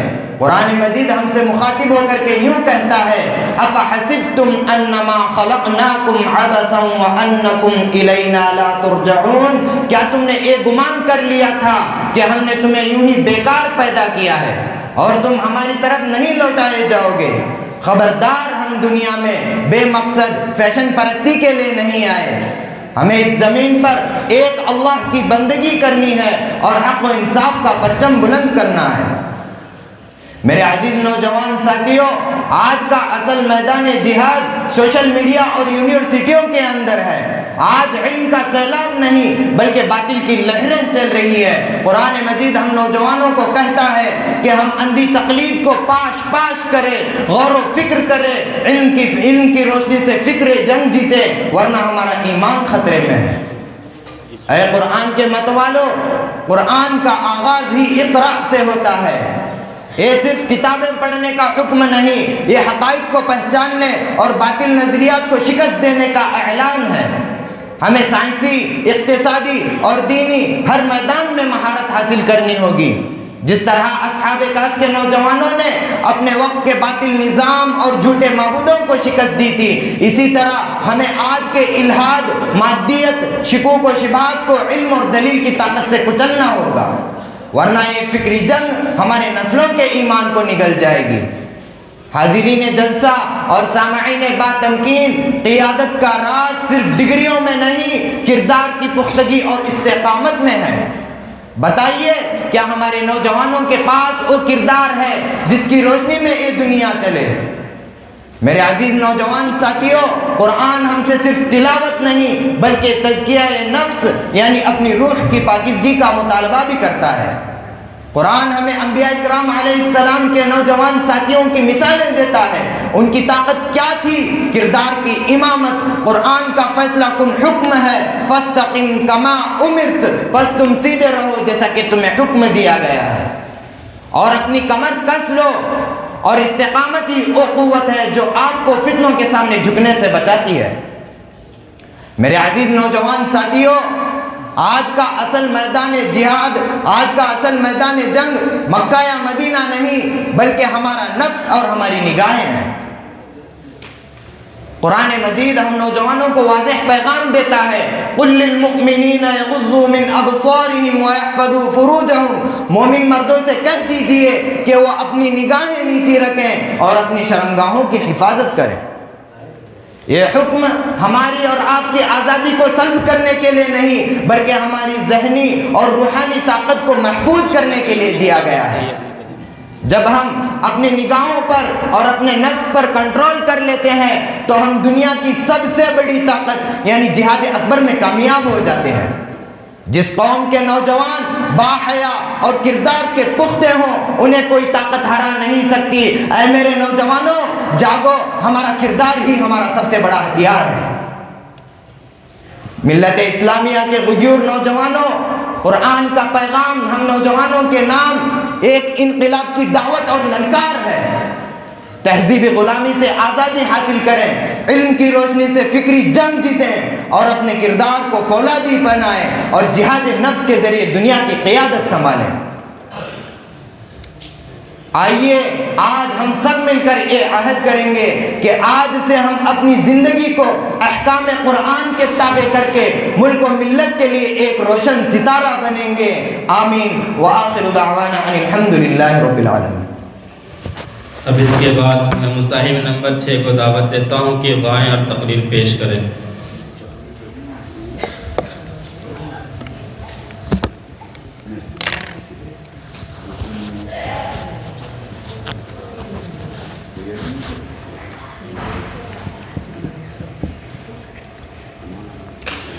السلام علیکم ورحمۃ اللہ وبرکاتہ۔ الحمد للہ رب العالمین والعاقبۃ للمتقین والصلاة والسلام علی رسولہ الکریم، اما بعد فاعوذ باللہ من الشیطان الرجیم، بسم اللہ الرحمن الرحیم۔ ان قوم اتخذوا هذا القرآن مہجورا، صدق اللہ العظیم۔ صدر ذی وقار، حکم صاحبان، میرے مشفق اساتذہ کرام، میرے عزیز ساتھیوں، آج کے مسابقتی اجلاس میں میری تقریر کا عنوان ہے قرآن پر عمل سے غفلت کیوں اور غفلت کو کیسے دور کیا جائے۔ میرے عزیز ساتھیوں، آج میں ایک ایسے المیہ پر گفتگو کرنے کھڑا ہوا ہوں جو صدیوں سے امت مسلمہ کا مقدر بنا ہوا ہے۔ وہ سوال جو ہر حساس دل کو کچوکے لگاتا ہے۔ کتاب ہدایت ہمارے پاس موجود ہے مگر ہم اس پر عمل سے غافل کیوں ہیں، اور اس سے بھی اہم اس غفلت کو کیسے دور کیا جائے۔ جناب صدر، قرآن صرف ایک مقدس کتاب نہیں، یہ آسمان سے نازل ہونے والا ایک انقلابی دستور ہے، ایک مکمل ضابطہ حیات ہے۔ اللہ کے رسول صلی اللہ علیہ وسلم قیامت کے دن شکایت کریں گے، وقال الرسول یا رب ان قوم اتخذوا هذا القرآن مہجورا، اے میرے رب میری قوم نے اس قرآن کو چھوڑ رکھا تھا۔ یہ چھوڑ دینا صرف تلاوت نہ کرنے کا نام نہیں بلکہ اس کے احکامات کو پس پشت ڈال دینا ہے۔ تیرے ضمیر پہ جب تک نہ ہو نزول کتاب، تیرے ضمیر پہ جب تک نہ ہو نزول کتاب، گرا کشا ہے ناراضی نہ صاحب کشاف۔ قرآن میں ہو غوطہ زن اے مرد مسلمان، قرآن میں ہو غوطہ زن اے مرد مسلمان، خدا کرے تجھے آتا جدت کردار۔ حاضرین مجلس، ہم قرآن پڑھتے ہیں لیکن اس کے ترجمے کو اپنے اوپر لازم نہیں کرتے۔ بغیر سمجھے پڑھنا محض زمزمہ بن کر رہ جاتا ہے، وہ دل میں اتر کر عمل کا جذبہ پیدا نہیں کرتا۔ ہم نے قرآن کو ثواب کی مشین تو بنا لیا مگر زندگی بدلنے کا ضابطہ نہیں سمجھا۔ قرآن مجید ہماری نفسانی خواہشات پر قدغن لگاتا ہے، وہ سود سے روکتا ہے، جھوٹ سے منع کرتا ہے، غصہ پی جانے کا حکم دیتا ہے، چونکہ احکامات ہمارے نفس کو ناگوار گزرتے ہیں۔ اس لیے ہم عمل کرنے کے بجائے کتاب کو طاق میں رکھ کر غفلت اختیار کر لیتے ہیں۔ دنیا کی لذتیں ہمیں آخرت کے عظیم فائدوں سے غافل کر دیتی ہیں۔ حاضرین اجلاس، اب صرف پڑھنا کافی نہیں، ہمیں تدبر کرنا ہوگا۔ ایک آیت پڑھ کر رک جائے، سوچے کہ اللہ مجھ سے کیا کہہ رہا ہے، میرا رب مجھے کس چیز کا حکم دے رہا ہے۔ تدبر ایمان کو روح دیتا ہے اور عمل کو حرکت۔ مسلمان کو قرآن سے کیا نسبت رہی؟ مسلمان کو قرآن سے کیا نسبت رہی؟ بس تلاوت کی حد تک رہی، عمل نہ رہی۔ شکوہ قرآن کا یہی ہے اے مرد مسلمان، شکوہ قرآن کا یہی ہے اے مرد مسلمان، بس پڑھا بہت سمجھا نہیں، اپنایا نہیں۔ ایک دم زندگی نہیں بدلی جا سکتی۔ عمل کا آغاز چھوٹے قدموں سے کرے، روزانہ ایک آیت کے ترجمے کو پڑھے اور اگلے 24 گھنٹے اس آیت پر عمل کرنے کی کوشش کرے، سچ بولنے کی عہد کرے، کسی ایک شخص سے معافی مانگے، غیبت سے بچے۔ یہ مسلسل آہستہ مگر پختہ عمل ہی غفلت کی دیواریں گرائے گا۔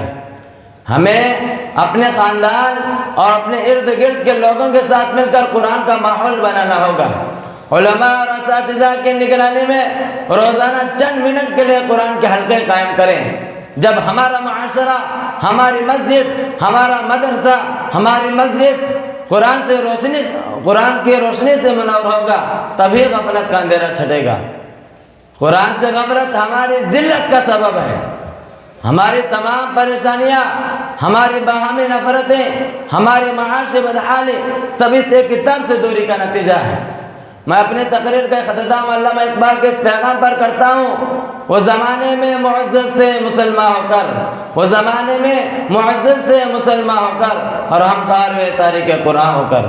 آئیے آج ہم یہ عزم کریں کہ ہم اس شکایت کا سبب نہیں بنیں گے جو ہمارے رسول اللہ صلی اللہ علیہ وسلم قیامت کے دن رب کے بارگاہ میں کریں گے، اور ہم قرآن کو تھامیں گے اور اس پر عمل پیرا ہو کر دنیا میں عزت اور آخرت میں فلاح پائیں گے۔ وآخر دعوانا الحمدللہ رب العالمین۔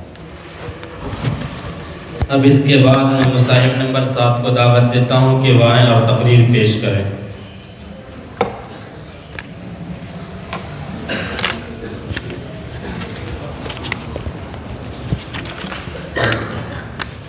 السلام علیکم ورحمۃ اللہ وبرکاتہ۔ الحمد للہ رب العالمین والعاقبۃ للمتقین، اما بعد، اعوذ باللہ من الشیطان الرجیم، بسم اللہ الرحمن الرحیم۔ انما المؤمنون الذین اذا ذکر اللہ وجلت قلوبهم واذا تلیت علیہم آیاتہ زادتهم ایمانا وعلی ربهم یتوکلون۔ صدق اللہ العظیم۔ صدر جلسہ، حکم صاحبان عالی مقام، حضرات اساتذہ کرام، میں آج آپ کی علمی و روحانی محفل میں قلب و نظر کو جھنجھوڑ دینے والا ایک سوال لے کر حاضر ہوا ہوں، ایک ایسا سوال جو پوری امت کے ضمیر کو پکار رہا ہے اور اپنے احتساب کی دعوت دے رہا ہے۔ میرا آج کا عنوان ہے: تلاوت سے ایمان کیوں نہیں بنتا؟ حضرات، رب کائنات کا ارشاد سنیے، ایمان والوں کی نشانی کیا ہے، اس وعدے کو کان کھول کر سنیے۔ اللہ نے اپنی کتاب میں فرمایا قرآن پڑھنے سے ایمان بڑھ جاتا ہے، دل دہل جاتے ہیں۔ مگر آج کیا ہو رہا ہے؟ ہماری بستیوں اور گھروں میں ہر دن قرآن کی تلاوت ہوتی ہے، مگر پھر بھی زندگیاں نہیں بدل رہی ہے اور اس پر عمل نہیں ہو رہا ہے۔ گناہوں کا بازار گرم ہے، حرام کا لقمہ جاری ہے اور ساتھ ہی قرآن پڑھنے کا عمل بھی جاری ہے۔ میں کہتا ہوں ہم جھوٹے ہو سکتے ہیں مگر اللہ کا کلام جھوٹا نہیں ہو سکتا۔ اگر ایمان نہیں بن رہا ہے تو پھر قصور کس کا ہے؟ اس کا صاف مطلب ہے کہ ہم وہ تلاوت ہی نہیں کر رہے ہیں جس تلاوت کے کرنے پر رب نے ایمان کے بڑھنے کا وعدہ فرمایا ہے۔ حضرات، تلاوت کا سب سے پہلا ادب ہے کہ دل میں ایمان، تصدیق، تعظیم و توقیر ہو۔ ہم نے قرآن کو چومنے، آنکھوں سے لگانے، ریشمی غلافوں میں لپیٹنے کی ظاہری رسم تو نبھا لی، مگر دل کی تعظیم کا کیا ہوا؟ افسوس، ہم نے قرآن کے ساتھ برتاؤ تو بادشاہوں جیسا رکھا مگر عمل غلاموں والا بھی نہ کر سکے۔ حضرات، ہمارے معاشرے کا حال دیکھیے، ایک طرف قرآن خوانیاں ہو رہی ہیں، شبینے منعقد ہوتے ہیں، دوسری طرف سود، جھوٹ، رشوت، ملاوٹ، بے پردگی اور فحاشی چل رہی ہے۔ جب کوئی شخص دوا بھی کھائے ساتھ ہی زہر بھی کھائے تو زندگی کیسے بچے گی؟ اسی طرح جب دل میں قرآن کا نور بھی داخل ہو رہا ہے، ساتھ ہی گناہوں کا زہر بھی ایمان بنے گا تو کیسے بنے گا؟ یہ تلاوت نہیں ہے، یہ خود تلاوت کی بے توقیری ہے، بلکہ ذرا ان پیشہ ور قرآن خوانوں کا حال دیکھیے جو اسے محض ایک کاروبار بنا چکے ہیں۔ سنیما کا افتتاح بھی قرآن خوانی سے ہو رہا ہے، گانے بجانے کی دکان کا آغاز بھی ہو رہا ہے، بلکہ ان تمام بے حیائیوں پر قرآن خوانی کا رنگ چڑھا دیا جاتا ہے۔ ان کو حلال اور حرام سے کوئی غرض نہیں ہے، بلکہ صرف اور صرف اپنے جیب بھرنے سے غرض ہے۔ قرآن خوانی کرانے والوں کو اپنی دنیاوی ترقی سے غرض ہے۔ علماء کہتے ہیں 3 چیزیں بدبختی کی علامت ہے۔ نمبر 1 علم ہو مگر عمل نہ ہو، نمبر 2 عمل ہو مگر اخلاص نہ ہو، نمبر 3 نیک لوگوں کی صحبت ہو مگر دل میں ان کا احترام نہ ہو۔ منافقین دور رسالت میں تلاوت بھی کرتے تھے، نماز بھی پڑھتے تھے، مگر ایمان کی دولت سے محروم رہے۔ کیوں؟ کیونکہ ان کے دل میں اخلاص نہیں تھا۔ حضور اکرم صلی اللہ علیہ وسلم اسی اخلاص سے خالی تلاوت کی مثال ایک خوشبودار ریحانہ تلسی کے پودے سے دی، جس کی خوشبو تو اچھی ہوتی ہے مگر مزہ انتہائی تلخ ہوتا ہے۔ یہ ریحانہ کی تلاوت کون کرتے ہیں؟ یہ وہ لوگ کرتے ہیں جن کا مقصد صرف اور صرف دنیا کمانا ہوتا ہے۔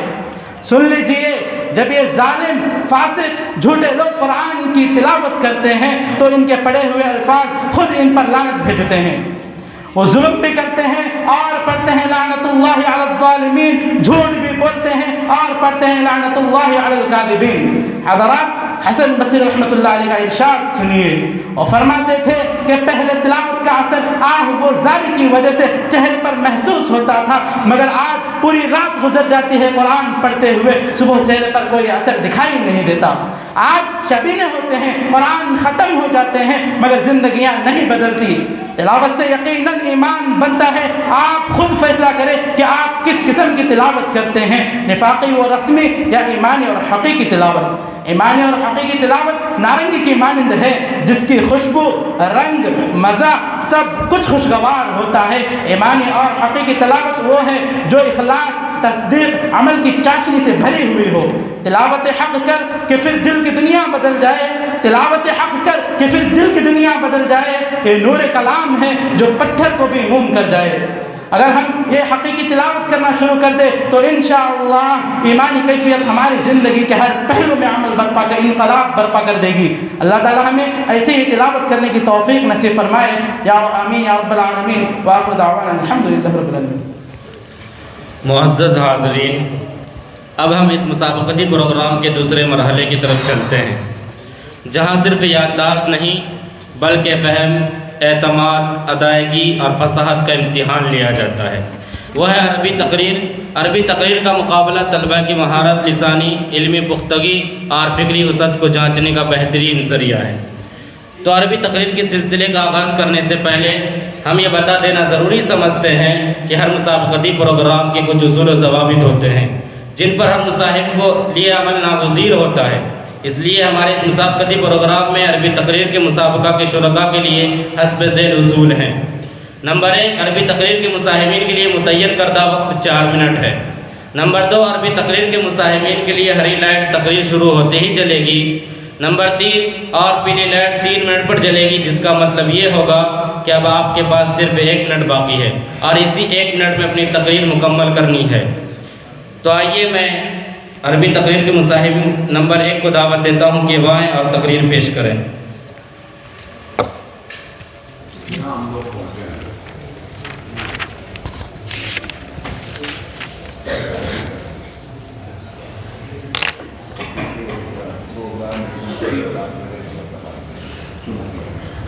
السلام علیکم ورحمۃ اللہ وبرکاتہ۔ الحمد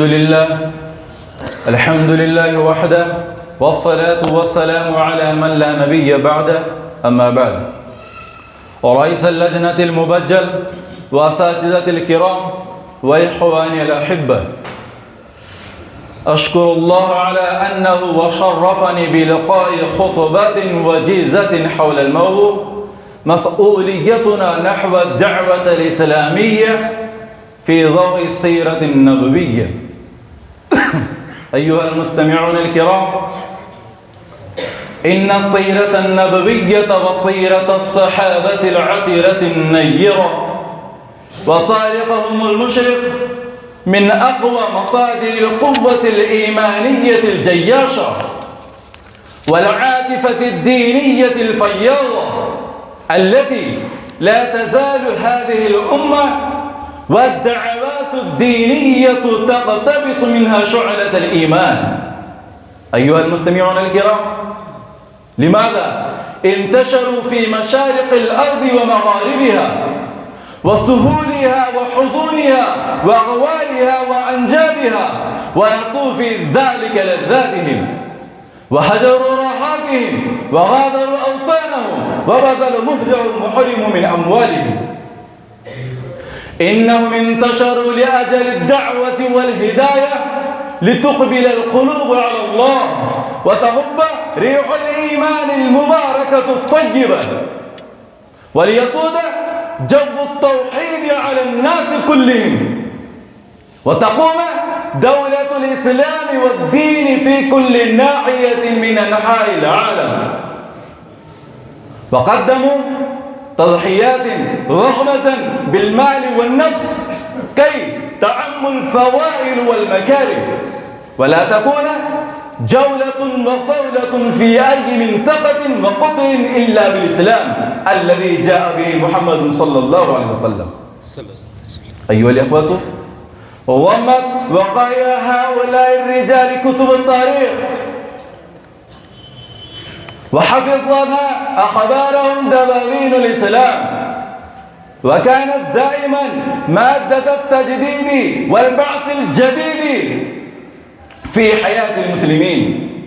لذلك اشتدت عناية دعاة الإسلام والمصلحين بهذه الحكايات واستعانوا بها في بعث الوعي الإسلامي في المسلمين وإنهاض همهم الفاترة وإلهاب قلوبهم بجمرات الإيمان والحب والحنان.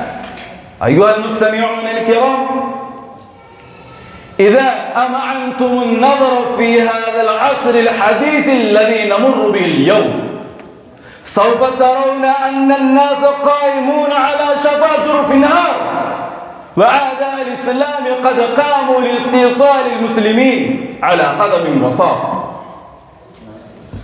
وهم يبذلون كل ما في وسعهم من الإمكانيات ويقدمون من التضحيات ويتحملون في سبيل ذلك المصائب والمشاق. فالحاجة ماسة إلى أن تكونوا حملة لواء الإسلام حتى رفرفت رأيته على جميع الأديان، وقدموا أمام الناس نموذجا مثاليا عمليا لهذه الكلمة: أينقص الدين وأنا حي؟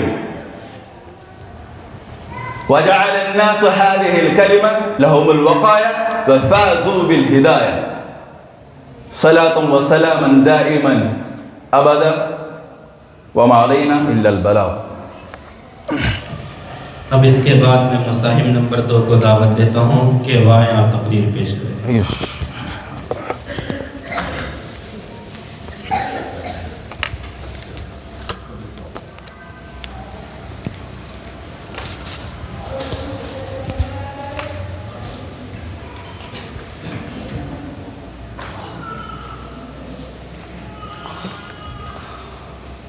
السلام علیکم ورحمۃ اللہ وبرکاتہ.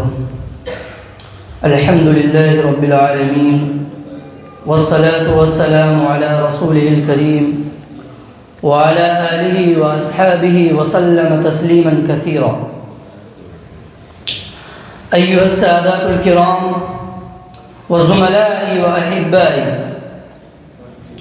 موضوع حديثي معكم اليوم جريمة تدنيس القرآن الكريم، فأرجو منكم أن تستمعوا إلى كلماتي وتشجعوا هذا الطالب الصغير. عباد الله، القرآن دستور حياتنا ومصدر عزتنا وتاريخ أسلافنا الذين كانوا يتنادون بالقرآن في أحلك الظروف.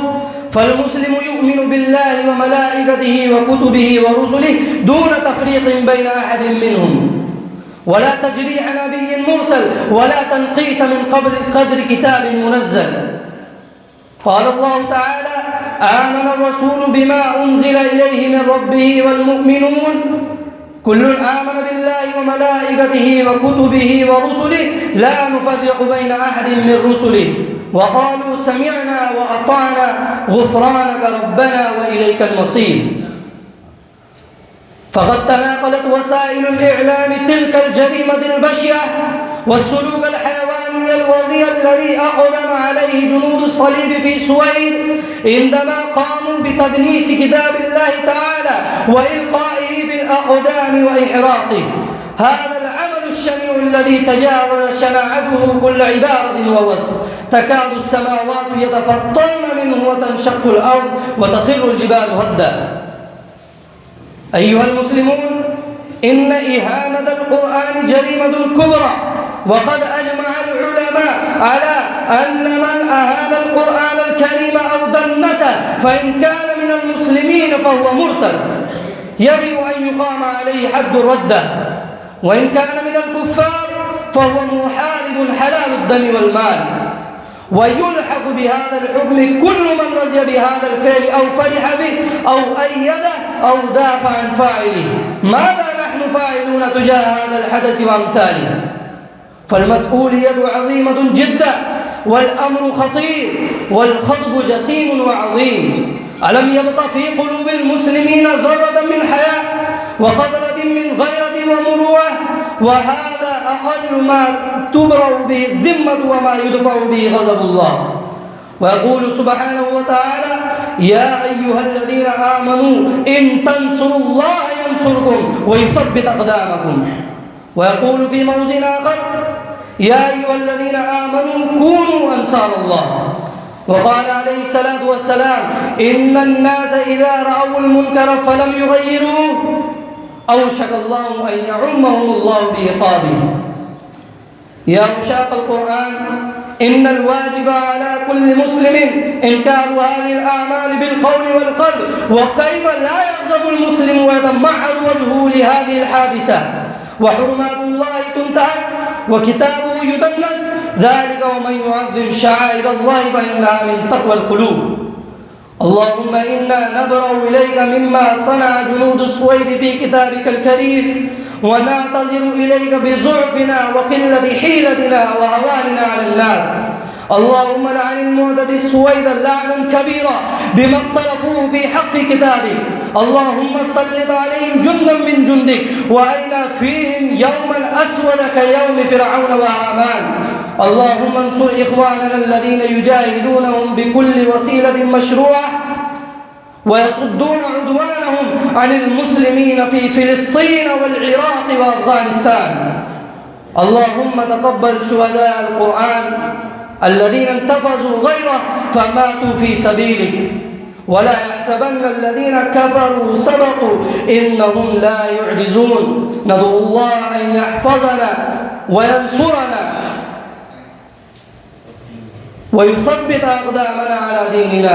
أكتفي بهذه الكلمات وما علينا إلا البلاغ. اب اس کے بعد میں مصاحب نمبر 3 کو دعوت دیتا ہوں کہ وہ تقریر پیش کریں. تھوڑے لوگ بچے ہیں، بولے تو ایک اس کے بعد میرا گلا بھی سن گیا. السلام علیکم ورحمۃ اللہ وبرکاتہ. روی گاڑ. الحمد لله الذي خلق الكون والسماوات العلى، والصلاة والسلام على رسوله المجتبى، أما بعد، فأعوذ بالله من الشيطان الرجيم. بسم الله الرحمن الرحيم. واعتصموا بحبل الله جميعا ولا تفرقوا، صدق الله العظيم.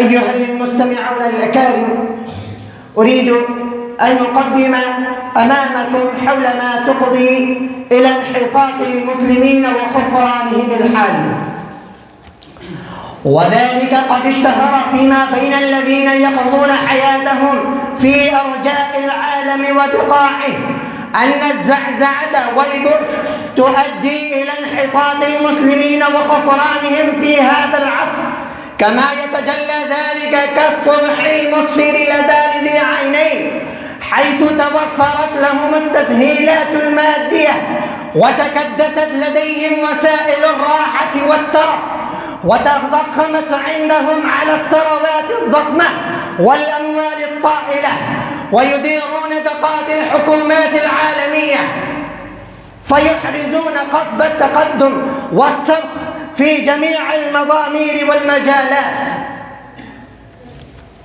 والحق أن الخزائن وعدمها لم تزرع المدارس في الازدهار والانحطاط وتقدمهم في عصر من العصور، بل ما تقضي إلى نشر الإسلام في الدنيئة وإرغام الناس على قبوله هي الأخلاق الفاضلة والشمائل الجميلة والخصائل الحميدة.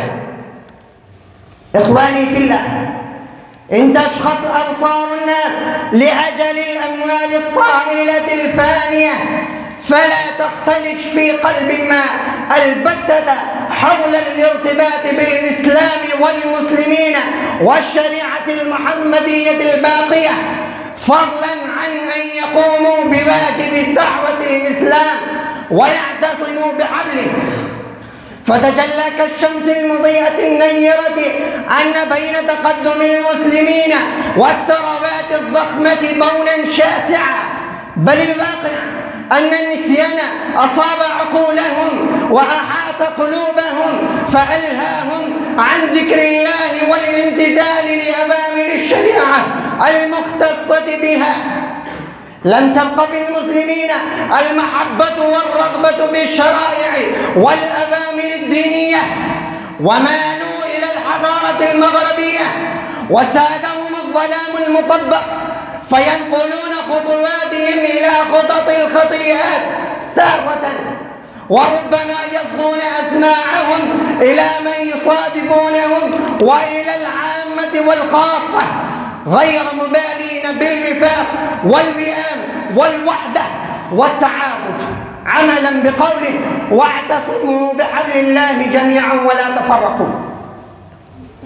كذلك انتشر هذا المرض الخطير في بيئات المسلمين الطرة، وإذا رفع فريق صوته ضد أعداء الإسلام تصدى الفريق الآخر منهم لمحو آثارهم واستئصال أسلهم وإغماد الخنجر المسموم في ظهورهم. فالآن لا حاجة لنا إلى الاستيلاء على الشركات العالمية وتوفير التسهيلات المادية وجمع الثروات الضخمة والأموال الطائلة، وإنما نحن في أشد حاجة إلى اتباع أسوة النبي صلى الله عليه وسلم واقتفاء خطوته والتبني لخصائله الفريدة وعاداته الفذة، اعتصاما بحبل التلاحم والتعاضد، عملا بقوله واعتصموا بحبل الله جميعا ولا تفرقوا. فأسأل الله أن يوجد الوحدة في العالم في صفوف المسلمين كلهم ويوقفهم للاجتماع على منصة. أنا أختتم هذه الكلمات الوجيزة وآخر دعوانا أن الحمد لله رب العالمين. عزیز ساتھیوں، اب ہم اس مسابقتی پروگرام کے تیسرے مرحلے کی طرف بڑھتے ہیں، جو حمد باری تعالیٰ ہے، جس میں طلبہ کرام مختلف لہجوں اور مختلف انداز میں اللہ تبارک و تعالیٰ کی تعریف و توصیف کریں گے۔ تو آئیے حمد باری تعالیٰ کے مصاحبین کو بلانے سے پہلے کچھ اصول و ضوابط ہیں، ان کو بتا دینا ضروری سمجھتا ہوں۔ نمبر 1، حمد کے مصاحبین کے لیے متعین کردہ وقت 4 منٹ ہے۔ نمبر 2، حمد شروع ہوتے ہی ہری لائٹ جلے گی، شروع ہوتے ہی جلے گی۔ نمبر 3، پیلی لائٹ 3 منٹ پر جلے گی، جس کا مطلب یہ ہوگا آپ کے پاس صرف 1 منٹ باقی ہے اور اسی 1 منٹ میں حمد و مناجات مکمل کرنی ہوگی۔ تو اس کے لیے میں مصاحب نمبر 1 کو دعوت دیتا ہوں کہ وہ آئیں اور حمد پیش کریں۔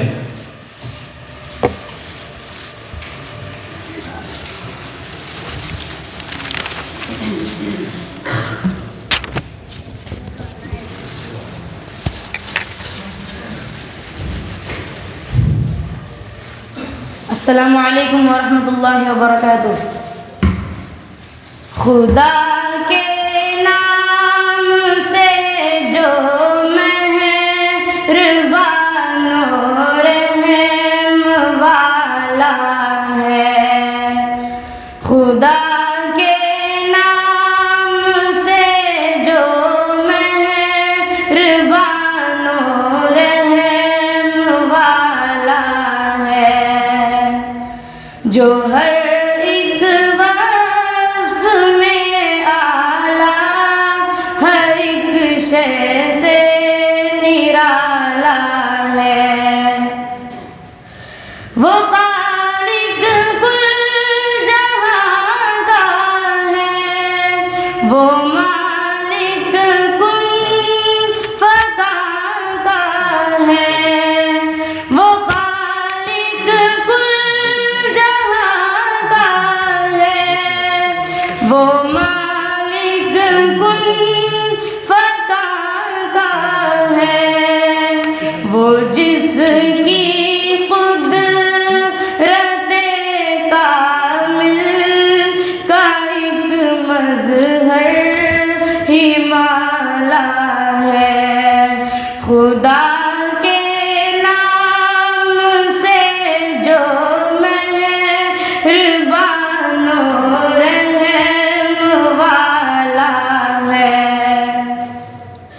مسخر کر دیا جس نے فلک کو چاند تاروں کو، مسخر کر دیا جس نے فلک کو چاند تاروں کو، وہ جس کی نور سے اس کارخانے میں اجالا ہے، خدا کے نام سے جو مہربان و رحم والا ہے، جہالت کے اندھیروں میں بھٹکتے جن و انسان کو، جہالت کے اندھیروں میں بھٹکتے جن و انسان کو، محمد مصطفیٰ کو بھیج کر جس نے سنبھالا ہے، خدا کے نام سے جو مہربان و رحم والا ہے، جو ہر ایک وصف میں اعلیٰ، ہر ایک شے سے نرالا ہے، خدا. السلام علیکم. اب اس کے بعد میں مصاحب نمبر 2 کو دعوت دیتا ہوں کہ وہ آئیں اور تقریر پیش کریں.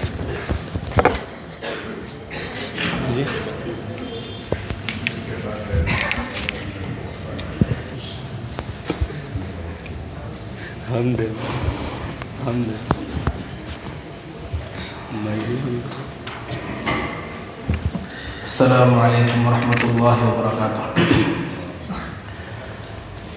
ہے حمد تیری ہر ایک لب پر، اللہ اکبر اللہ اکبر، ہے ذات تیری سب سے منور، اللہ اکبر اللہ اکبر،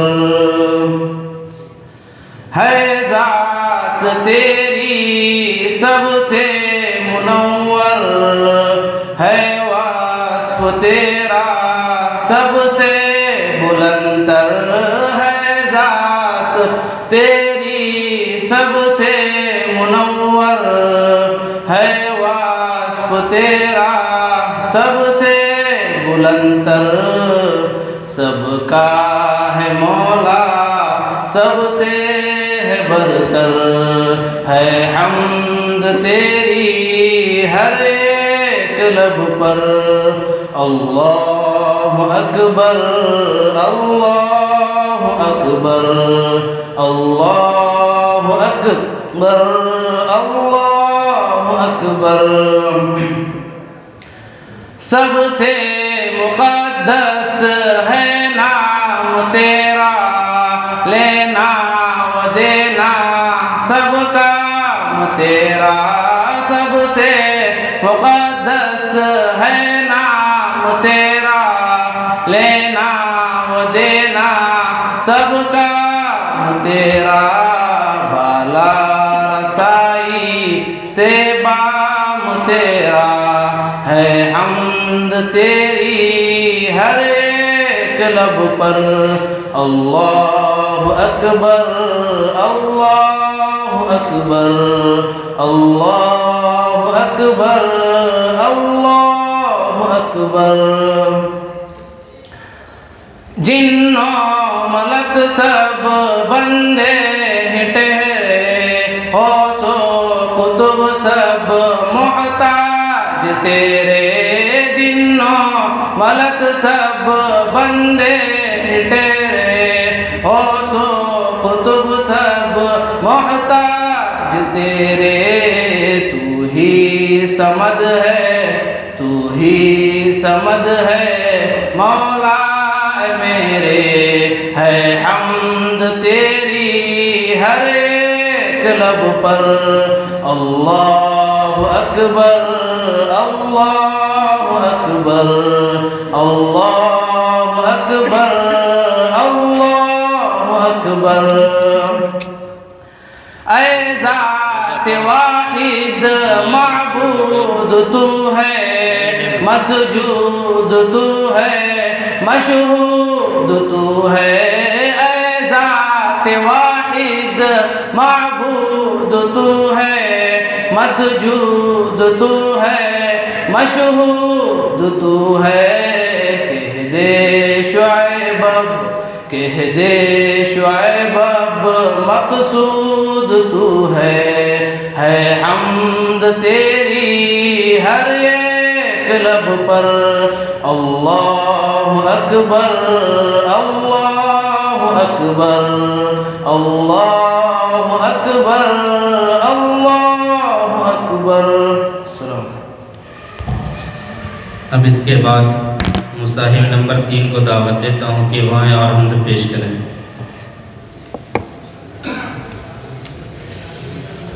پیش کر کی ادھر سے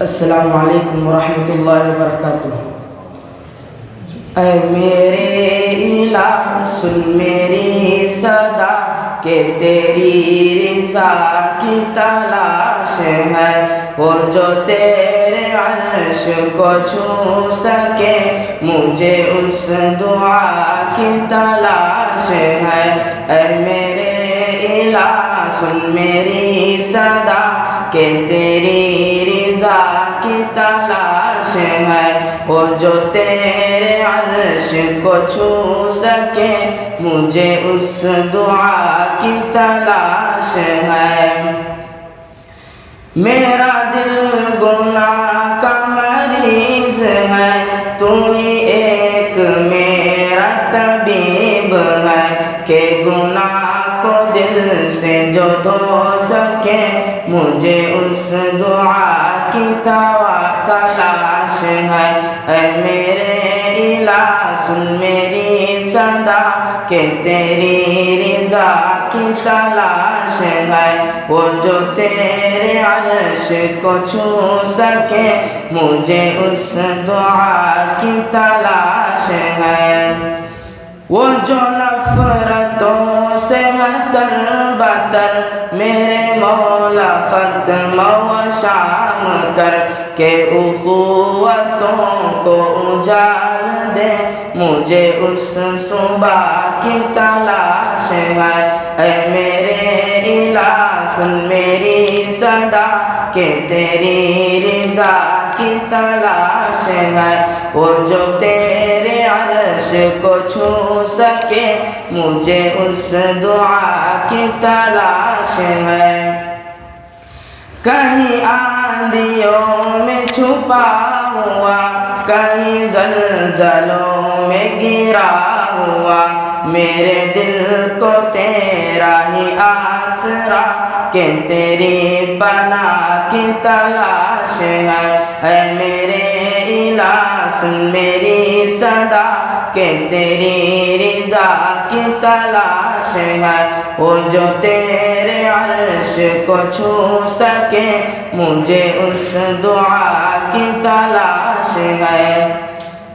تو ہے مجھ سے دور بھی پاس بھی، تیرا ڈر بھی ہے تیری آس بھی، تو ہے مجھ سے دور بھی پاس بھی، تیرا ڈر بھی ہے تیری آس بھی، بھلا کب سنوں گا لتقنت، بھلا کب سنوں گا لتقنت، مجھے اس ندا کی تلاش ہے۔ اے میرے الہ سن میری صدا کہ تیری رضا کی تلاش ہے، وہ جو تیرے عرش کو چھو سکے مجھے اس دعا کی تلاش ہے۔ میری زندگی بے دوام ہے، میرا موت ہی انجام ہے، میری زندگی بے دوام ہے، میرا موت ہی انجام ہے۔ اے میرے الہ سن میری صدا کہ تیری رضا کی تلاش ہے، وہ جو تیرے عرش کو چھو سکے مجھے اس دعا کی تلاش ہے۔ السلام علیکم۔ اب اس کے بعد میں مستحب نمبر 4 کو دعوت دیتا ہوں کہ وہ آئیں اور حمد پیش کریں۔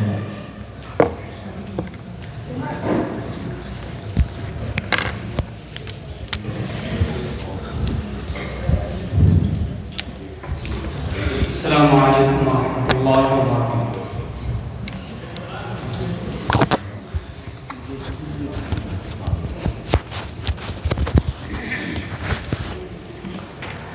کوئی بتائے دریاؤں کو ایسی روانی کس نے دی،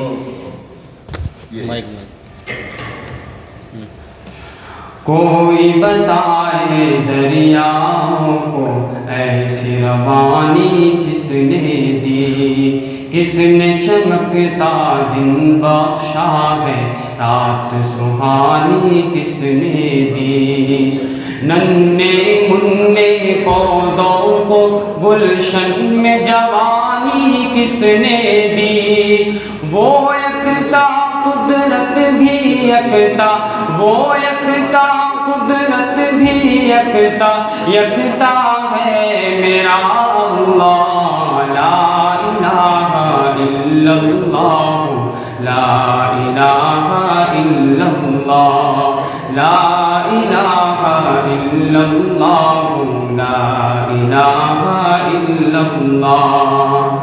سوچو ذرا فرعون کے گھر میں موسیٰ کو پالا کس نے، سوچو ذرا فرعون کے گھر میں موسیٰ کو پالا کس نے، غور کرو مچھلی کے شکم میں یونس کو رکھا کس نے، پہلے آگ میں ڈالا اور پھر آگ کو پھول کیا کس نے، کس کے نام کے گن گاتے گئے، کس کے نام کے گن گاتے گئے ابراہیم خلیل اللہ، لا الہ الا اللہ، لا الہ الا اللہ، لا الہ الا اللہ، لا الہ الا اللہ۔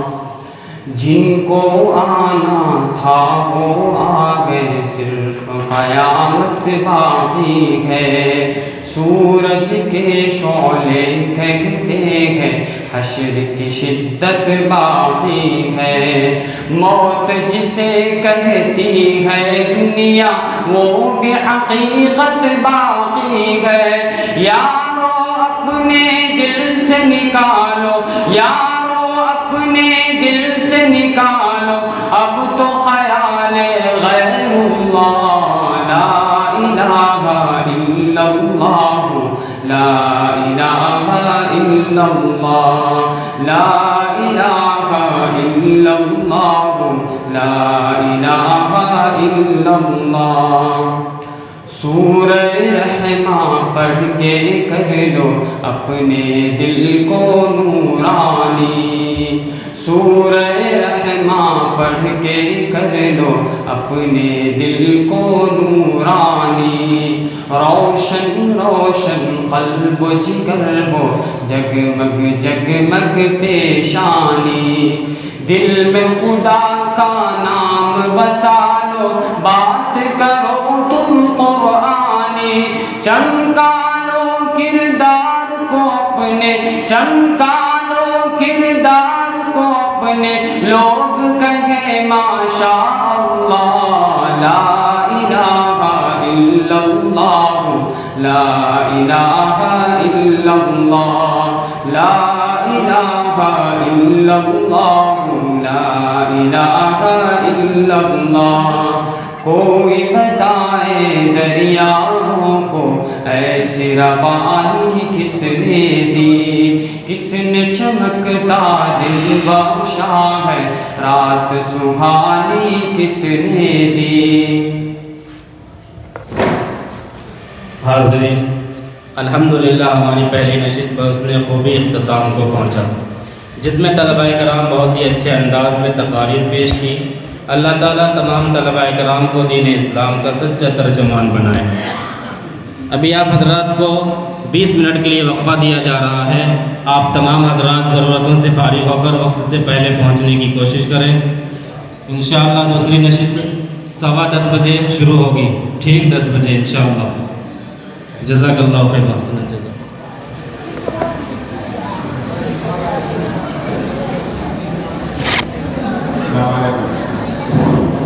بچے لوگ جو ناشتہ کر چکے ہیں اگر چائے پینا چاہیں تو اس کے سامنے والے کینٹین ہے اور اس کینٹین ہے، جو بھی بچے ہیں اور ہم خود پے کر دیں گے، آپ لوگ بھی چائے پینے 15 منٹ کا وقت